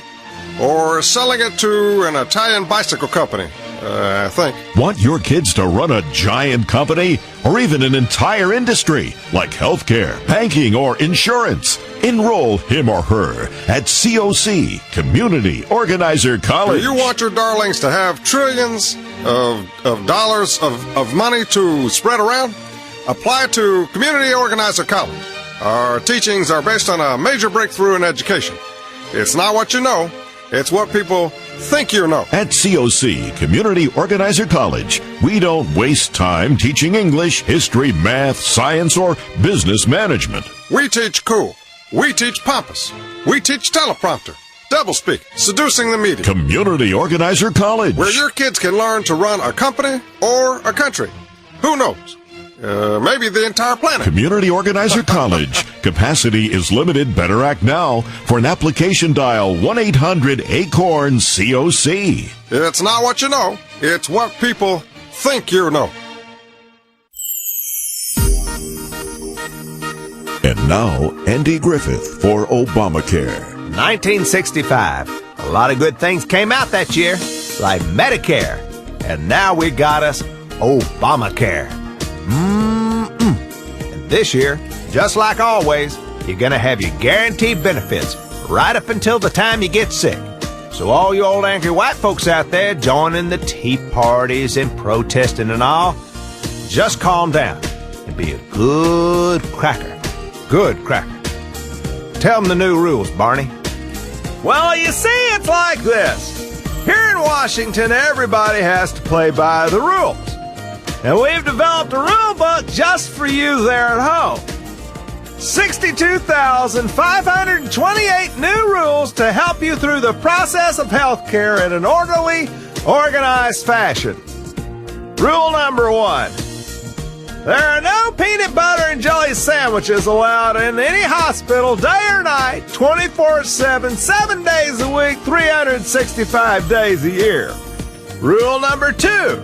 If any named insured of a qualified plan gets sick, he or she must fill out request form 24/7. For more information on Obamacare and how it affects those 65 and older, just get sick and you'll find out.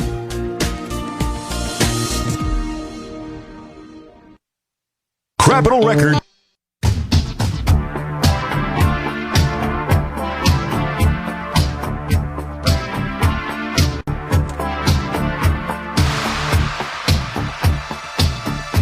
And we go back to the phones to Indianapolis.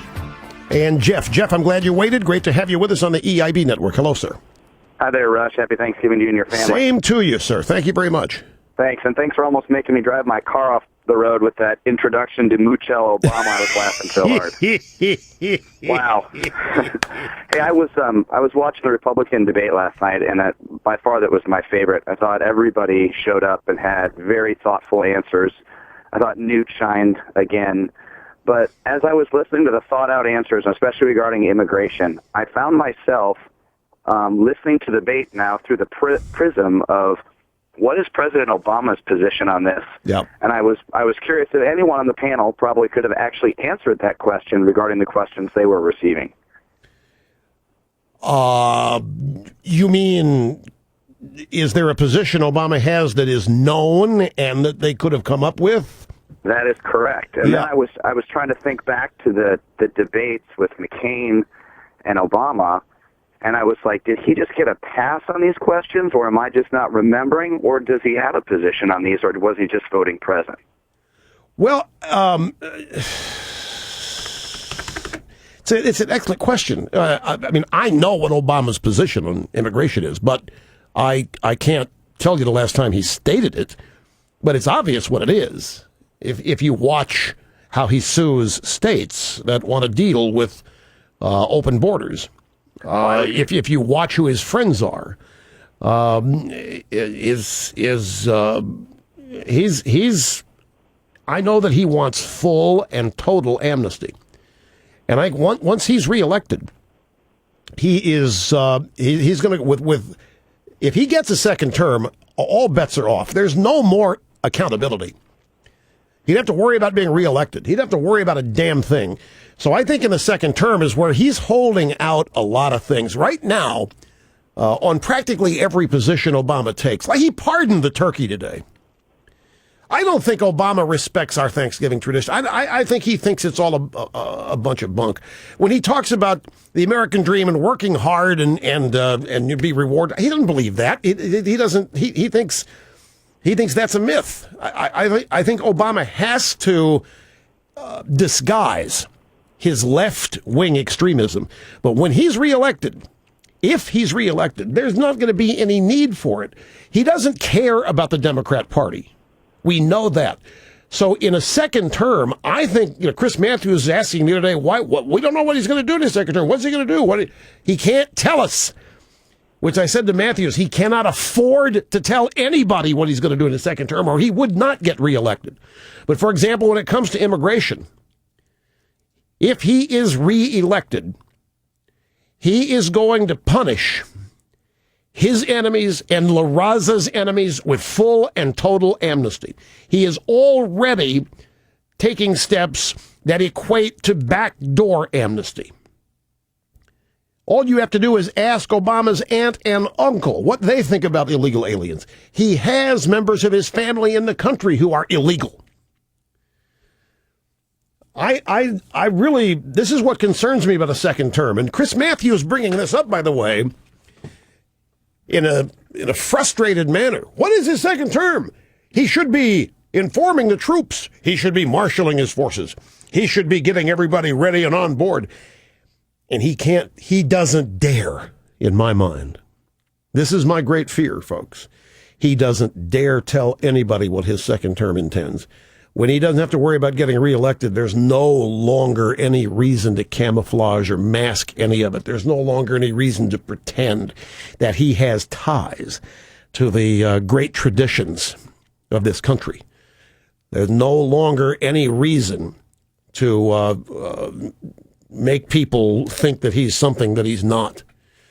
And I think if he gets reelected, he's going to look, okay, I got 4 years here to complete the total transformation of this country, for whatever his motivations are, which we've discussed time and time again. But I think the reason why Obama does not announce these positions is because he can't. But we know he's for full, total amnesty, and he'll make it happen as quickly as he can. He is of the belief that every minority in this country is a victim. Every minority, every individual person who is a minority is a victim, has been screwed, has been shafted by the very structure of this country, by the very Constitution. And his objective is to fix that, to take care of that. He has embraced Occupy Wall Street twice. Most recently this week, he's embraced it. It is the chaos that he wants. He told a bunch of hecklers in Manchester, New Hampshire, you're the reason I ran for office. They are the people in his mind who've been shafted by the inherent, fundamental, foundational unfairness of this country, by virtue of its unfair, discriminatory, bigoted Constitution. I don't think anybody on the Republican side's got any guts to say it the way I'm saying it. I don't think a Republican presidential candidate would say it the way I'm saying it, because most people don't want to believe that they've elected somebody who has those designs. But folks, what was the budget deficit in George W. Bush's last year in office? You know what it was? It was $170 billion. Obama, he wants you to think that 2 wars, Iraq and Afghanistan, and a bunch of entitlements have done this. But they haven't. In fact, the entitlements have not created this debt. That was already on the books. This is brand new deficit spending, such as the stimulus, such as Obamacare. Oh, my God, folks, if that gets fully implemented in the second term, shudder to think. Who's next? Dawn in Huntington, Michigan. You're next. Great to have you on the EIB network. Hello. Hello, Rush Limbaugh. Oh, my gosh. You have made my Thanksgiving, my year. God bless you. I love you so much. Thank you very much. I really appreciate that. Well, I have to say really quickly, I think I'm a Rush baby because my dad introduced me to you back in like 88, 89, sunbathing outside, listening to, I think, is it The Philanderer? With Ted Kennedy. The Philanderer, yes. Sunbathing outside, listening to The Philanderer. That's great. That's my memory of you, and I love you. Well, I'm happy to be a memory. Thanks. Listen, I was dying. I was actually going to drive back past the school, but I had to pull over because I'm shaking so much that I'm actually talking to you. So I'm driving, working, I'm a sales rep, and I drive by a school, I think it's high school, and you know the signs, the electronic signs with the, you know, the words, and the words actually said, free breakfast for students on school days. Free breakfast for students on school days. Yes. Why does that bother you? I mean, they started serving school breakfast when I was in junior high. Are you upset that they're advertising it on the sign? Yeah, and I instantly went, oh my gosh, Rush! They're now they're offering breakfast, lunch, and dinner. Well, dinner just in Memphis, okay. Or is it more than in Memphis? Are they? They're doing school dinners in more than just Memphis? Oh, really? I thought Memphis was the trial program. Well, it clearly is out of hand, but it also pays to advertise. I guess so. It does. And, I'm a big believer in advertising, as you know, and it pays. You know what you wanted? I'm gonna tell you something, Dawn. You ever get to Washington? I don't. Can I drive it? Yes, I can drive to DC. Well, you know, if you're ever in Washington and you stay in a hotel, grab a bottle of scotch, one of those mini bar bottles of scotch, and go to Ted Kennedy's grave and pour it on the grave. All right. Since your first memory here is of the philanderers, well, Harry Reid said that's what he did. The Politico had the story. He and Dodd, seeking guidance on how to deal with a supercomputer, went out to Ted Kennedy's grave, and Reid cited a prayer and poem, and Dodd poured whiskey on Ted Kennedy's grave. Rush, I'll do it for you. That'll be our next family trip. Bring my 5-year-old, my husband, and well, don't ask why we're going there. Well, thank you very much. I hope you have a great Thanksgiving too. I really do. You made all of you people. You make my day. We could get into this time of the year, the holiday season. All this sentiment wells up in me, and the great sense of gratitude I have over the good fortune I've had with this radio program overwhelms me. But at the same time, I'm thinking of you. Actually, you'll do it. I know you'll go to Washington, and I can just see it now. You're caught pouring a mini bar bottle of scotch on Kennedy's grave, and the cops say, "What are you doing?" Rush Limbaugh told me. Tell him that if you do it. And now a word from the National Keep Our Own Kids Safe campaign about the danger of soccer. I have played soccer since I was in kindergarten. I think that it has affected me. After soccer games, I would be lightheaded from hitting the soccer ball. I broke my leg playing a soccer game. 2 years ago this time, I was in physical therapy for 8 months with a hip injury, all from soccer. Keep Our Own Kids Safe national celebrity spokesman Rush Limbaugh. We thank God, Lisa, that you are among the fortunate few who have learned in time. But think of the people who have not learned, who don't know, who are being led down the primrose path. My friends, I think it's time for serious, drastic action. It is time to ban soccer from television. That obviously is encouraging a lot of people to play. Don't let any of the sponsors that sponsor soccer advertise on TV. Something must be done now. You heard her story. It's not worth risking my body injuries that I could be stuck with for life. I mean, who knows what I could be like 5 years from now. I could be like a paraplegic. I mean, who knows? It's not worth it. Join Rush Limbaugh and help support the Keep Our Own Kids Safe campaign. Look for the Keep Our Own Kids Safe chapter near you. You'll find them everywhere. Now a message from the Memphis City Schools. My fellow Memphians, be sure to sign up your kids for the free supper and midnight snack program at the Memphis City Schools this fall, and pick them up next May if you still recognize them. Memphis is America's 5th most obese city in the world, but we don't have to be. Let's go to the top of the charts with a balanced Memphis diet of barbecue pork ribs, pulled pork, pork chops, banana pudding, and butter. Yeah. Wait, what's this? Apple slices. What the hell can we do with that? Yeah, I know. 5 minutes in the microwave, half a stick of butter, cinnamon sugar, and ice cream. Yeah, sounds good. So if you're all shook up about fixing your kid one meal a day, drop them off here at the Memphis City Schools and spend them food stamps on yourself. Celebrity voice impression performed by celebrity voice impressionist. President Obama is not the Messiah and did not raise Elvis from the dead. This message brought to you by the SEIU. Fixing breakfast, lunch, dinner, and assorted snacks for your children 24/7.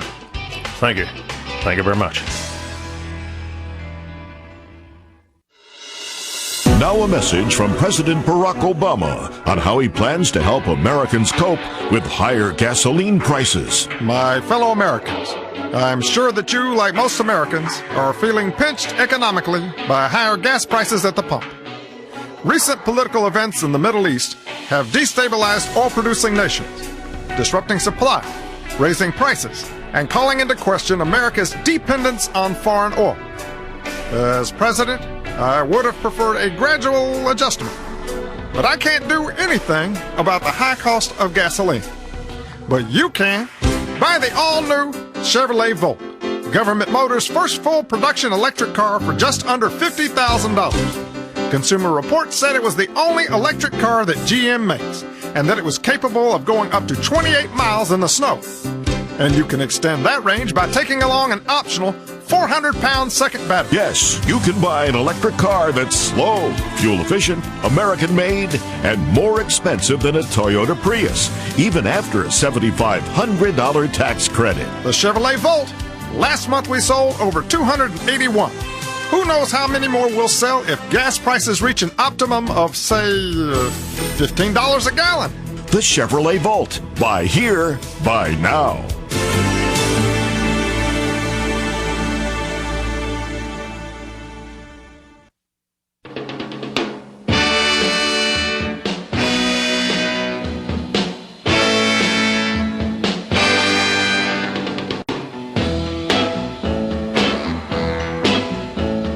By the way, I want to thank, we are getting tremendous feedback from those of you who have accessed the new gift set that we have at 2ifbyt.com. This is at 2 mugs, holding one of the mugs up now. You can see the Rush Revere logo. On one side, the mug says, "Oh, say, can you tea?" The other mug says, "Liberals are coming." Hit 2 mugs and some red, white, and blue Jelly Belly jelly beans. Jelly Belly jelly beans were Ronald Reagan's favorite jelly beans. They happen to be my favorite, too. And it's a great price, and it's great quality, and unlike the tea, when you drink it, the tea's gone. The mugs last forever, and they're made in America, and that's hard to do. It's difficult to find mugs made in America at a competitive price. But we did it. Catherine actually did it, and they're high quality, and they're large, and people have already sent us great feedback about that. And I just wanted to thank those of you who have, because it's great to have the high quality of this stuff acknowledged. Look, the caller yesterday who went out of his way to talk about how well the tea itself is packaged, so forth. We spare no expense in doing it right. And as I say, I get all sentimental this time of year, and throughout the end of the year. And I just appreciate all the kind things that each of you say, be it via email or here on the phones. And now time for a tradition, an annual tradition. And that is the real story of Thanksgiving from my book that I wrote back in the early 90s, 2 of them actually. And one of the books, The Real Story of Thanksgiving. And reading from it has become something we do every year on the program because it's still not taught. The myth of Thanksgiving still is what is taught. And that myth is basically that a bunch of thieves from Europe arrived quite by accident at Plymouth Rock, and if it weren't for the Indians showing them how to grow corn and slaughter turkeys and stuff and how to swallow, that they would have died of starvation and so forth. The Indians are great. And then, in a total show of appreciation, we totally wiped out the Indians. We took their country from them. We started racism, sexism, bigotry, homophobia, spread syphilis, and basically destroyed the environment. That is the multicultural version of Thanksgiving. And it simply isn't true. The real version of Thanksgiving is in my second bestseller, 2.5 million copies in hardback. See, I Told You So. Chapter 6, Dead White Guys, or What the History Books Never Told You, the true story of Thanksgiving. The story of the Pilgrims begins in the early part of the 17th century. Church of England, under King James I, was persecuting anybody and everybody who didn't recognize its absolute civil and spiritual authority. Those who challenged ecclesiastical authority and those who believed strongly in freedom of worship were hunted down, they were imprisoned, and sometimes executed for their beliefs in England.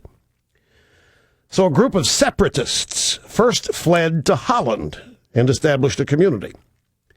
After 11 years, about 40 of them agreed to make a perilous journey to the New World, where they would certainly face hardships, but they could live and worship God according to the dictates of their own consciences. On August 1st, 1620, the Mayflower set sail. It carried a total of 102 passengers, including 40 pilgrims led by William Bradford.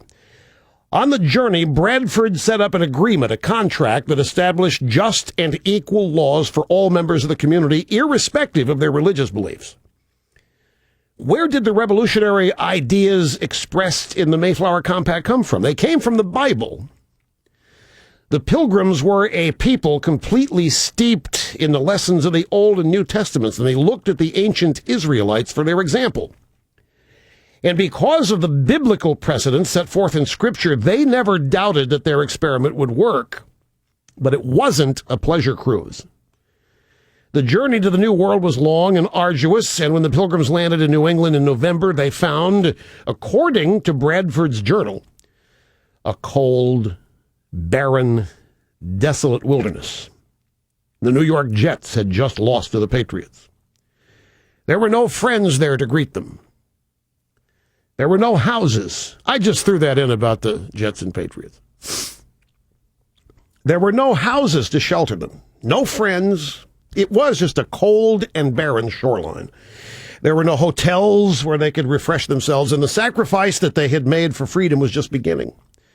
During the first winter, half the Pilgrims, including Bradford's own wife, died of either starvation, sickness, or exposure. When spring finally came, Indians taught the settlers how to plant corn, fish for cod, and skin beavers for coats.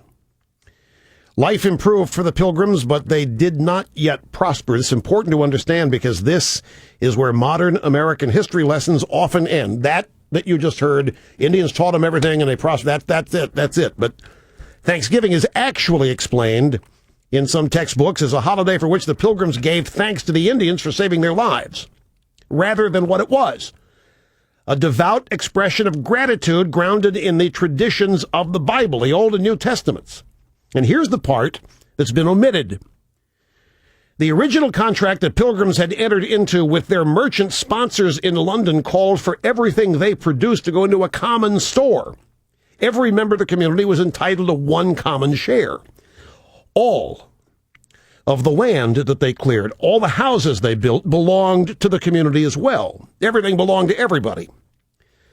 They were going to distribute everything equally. All the land they cleared and the houses they built belonged to the community as well. Nobody owned anything. It was a forerunner of Occupy Wall Street. Seriously.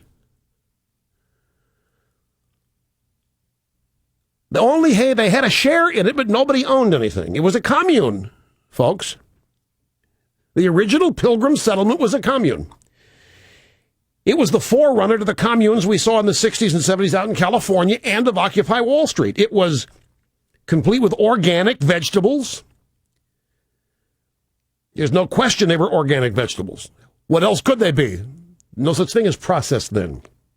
Bradford, who had become the new governor of the colony, recognized that this form of collectivism was costly and destructive to the Pilgrims, as that first harsh winter which had taken so many lives. So he decided to take bold action. William Bradford assigned a plot of land to every family to work and manage as they saw fit. And this turned loose the power of the marketplace.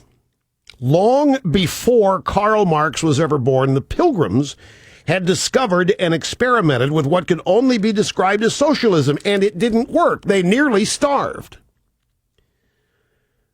It never has worked. What Bradford and his community found was that the most creative, the most industrious people had no incentive to work any harder than anybody else unless they could utilize the power of personal motivation. While most of the rest of the world has been experimenting with socialism for well over 100 years, trying to refine it, perfect it, reinvent it, the Pilgrims decided early on to scrap it permanently. What Bradford wrote about this social experiment should be in every history lesson. If it were, we might prevent such needless suffering in the future. If it were, there would not have been an Occupy Wall Street. There wouldn't be any romance for it. The experience that we had in this common course and condition, this is Bradford writing, the experience we had in this common course and condition, the experience we had tried sundry years, that by taking away property and bringing community into a commonwealth would make them happy and flourishing as if they were wiser than God. This was his way of saying it didn't work. We thought we were smarter than everybody. Everybody was going to share equally. Nobody was going to have anything more than anybody else. It was going to be hunky-dory kumbaya. Except it didn't work. Because half of them didn't work.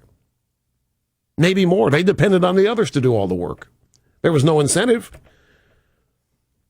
For this community, so far as it was found to breed much confusion and discontent and retard much employment that would have been to their benefit and comfort.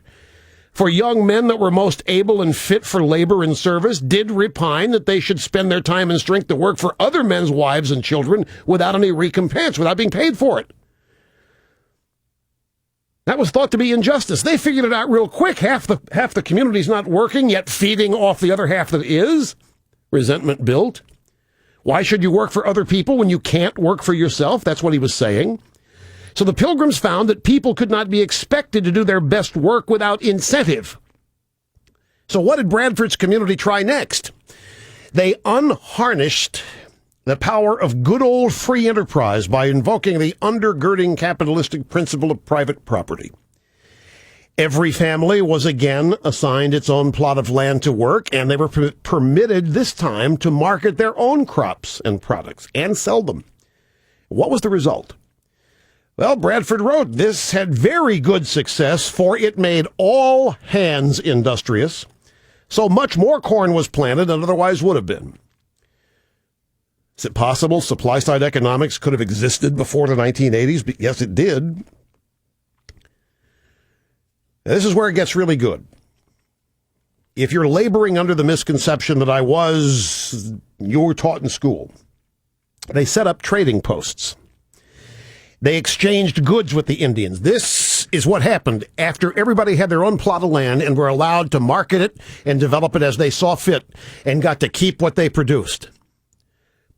Bounty, plenty resulted.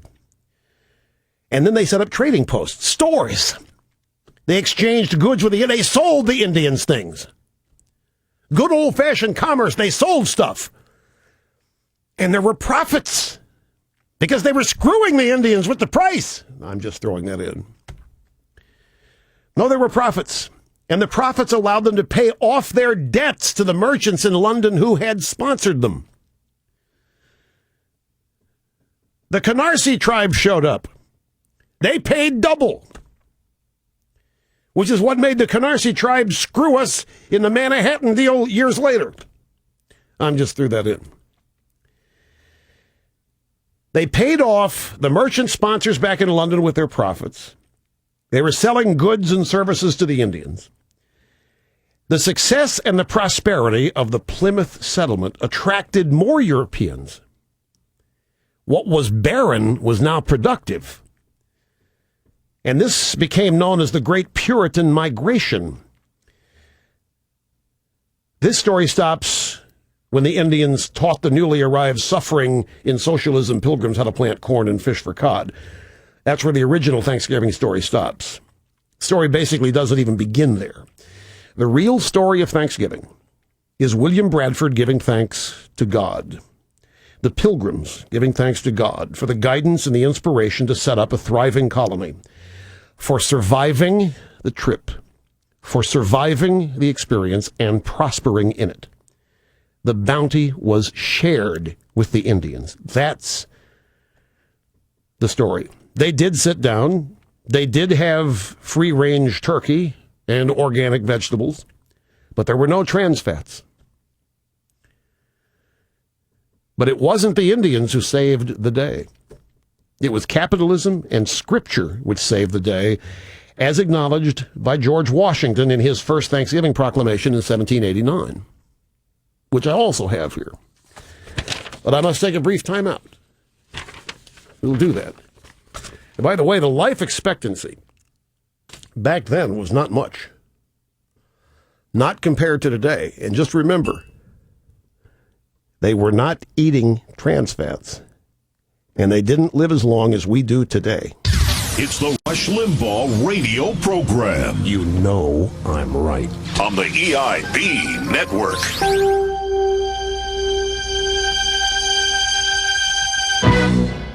Welcome to How Gullible Are You? Now, with today's questions, here's your genial host, Rush Limbaugh. Did you believe Bill Clinton when he said, I did not have sex with that woman, not a single time, ever. I never asked anybody to lie. Did you believe Bill Clinton? Did you believe Bob Torricelli when he denied all the things he had to leave the Senate for? Did you believe David Axelrod when he said Obama and Blagojevich discussed his Senate replacement? Did you believe Obama's Axelrod when he said he misspoke about Obama and Blagojevich having that discussion? Did you believe Jesse Jackson Jr. when he said he met with Blagojevich for 90 minutes and pay to play never came up? When Obama said things will get better, did he mean it? Or did he misspeak? Now, let's see how you scored with How Gullible Are You? If you answered yes to all five, you are a liberal for life, or you are a drive-by journalist. If you answered yes to two or three of these questions, you are a moderate. And there remains hope for you if you remain a regular attendee at classes here at the Limbaugh Institute.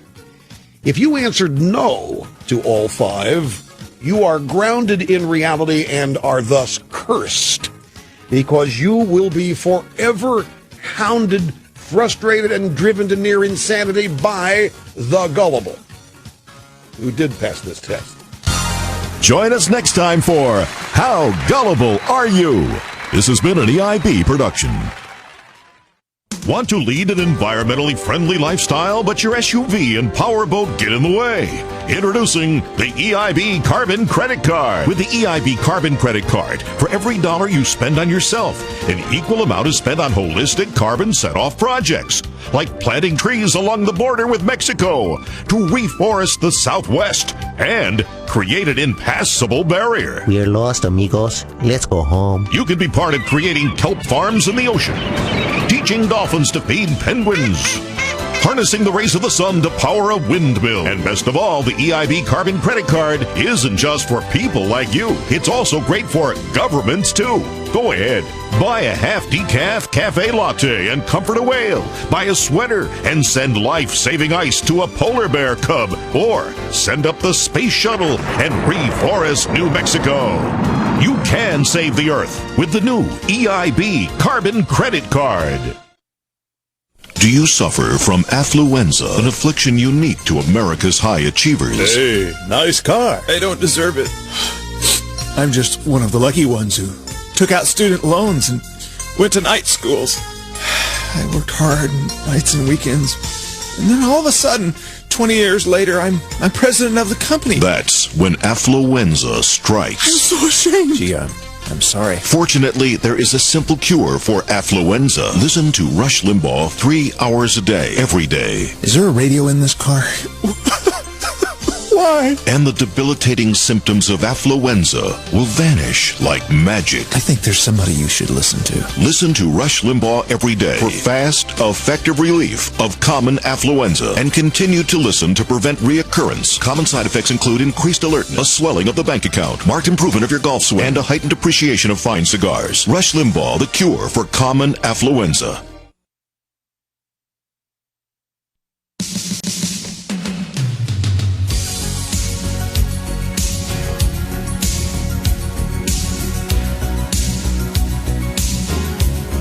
I want to quickly tell you about one passenger on the Mayflower, a guy named Francis Eaton. He was a carpenter. He was not one of the Pilgrims.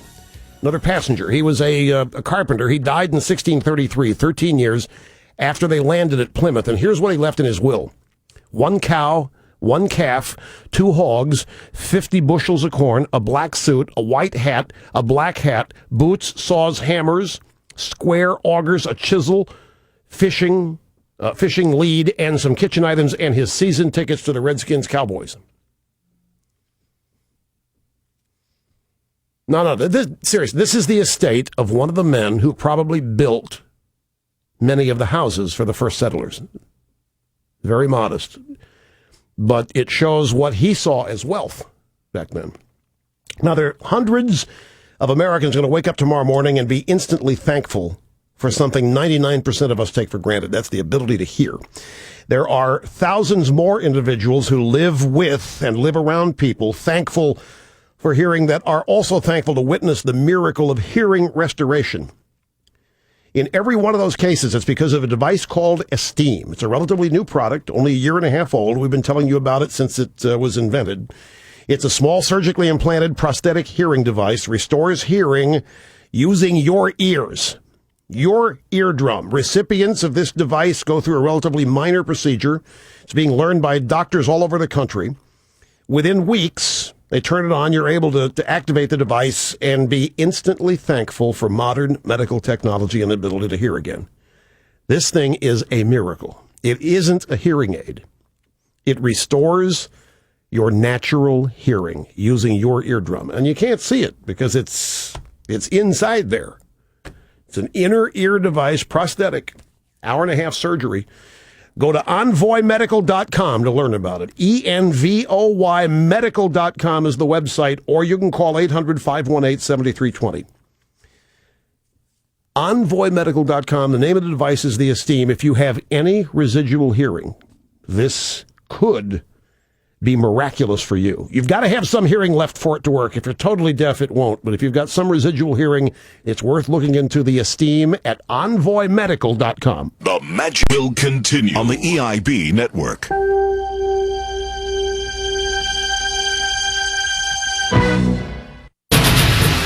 8 years after going to work for then-Governor George W. Bush, 6 years after he started working at the White House, and 2 years after being out of work with no prospect of employment, Scott McClellan now says he felt compelled to speak out for the first time in his new book, Whatever Happened to Scott McClellan. I just remembered that things were really bad at the White House, and I think speaking out can make a difference. This red-hot blockbuster is full of secret personal insights from Scott, like we need to move beyond the bitter partisanship of Washington politics and just roll over. Find out what was really going on with Karl Rove and Scooter Libby. I was kept out of the loop by Karl and Scooter, who went behind closed doors to laugh at me behind my back. Discover who was really behind the CIA leak. Richard Armitage? No, I've never heard of him. Critics are raving about Whatever Happened to Scott McClellan. I couldn't have written it better myself, says Anita Hill. So believable. I sent one to my pastor, says Barack Obama. And George Soros says, forget MoveOn.org. This is the best money I've ever invested. Whatever Happened to Scott McClellan? From Lefty Press and bookstores today, in flea markets tomorrow.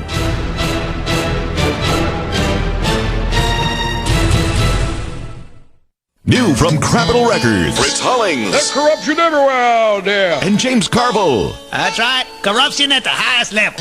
Too much corrupting going on out there. Dueling Bozos. We all know what's causing it. Hollings and Carville together for the first time. So much corrupting going on out there, and it's even corrupted me. Singing the only tune they know. Yeah, everybody's guilty. I mean, come on. Nothing we can do about it, no matter where we go. We go to breakfast, we go to Wednesday afternoon square dances. We need to change the law. I never even knew the word exacerbate until I came to Washington. I went down to that barbecue. Wasn't that in the Star Report? Why was LBJ here? Who the hell cares anymore anyway? All I know is that it was corrupt then and it's exacerbating now. Yeah, all they're out there doing is talking about Buddhist monks. They found this woman guilty. Guilty of what? So what are you doing about it? So what am I doing? I'm trying to pass a constitutional amendment to make sure that nobody give any money to politicians. Especially politicians that fly the confetti flag. I flew that flag. I flew it proudly. That the as far as I'm concerned, George Bush is the one that explained it. That's how out of whack it is. It's so corrupt, so exacerbating that a breach truck had to bring in a pork clawing barbecue with a bunch of contributors and nobody who's never met. Until we get gold. Circles that keep the building from day to day after day. Nothing's going to get Dueling Bozos. Available wherever this record is sold. What better gift for the liberal?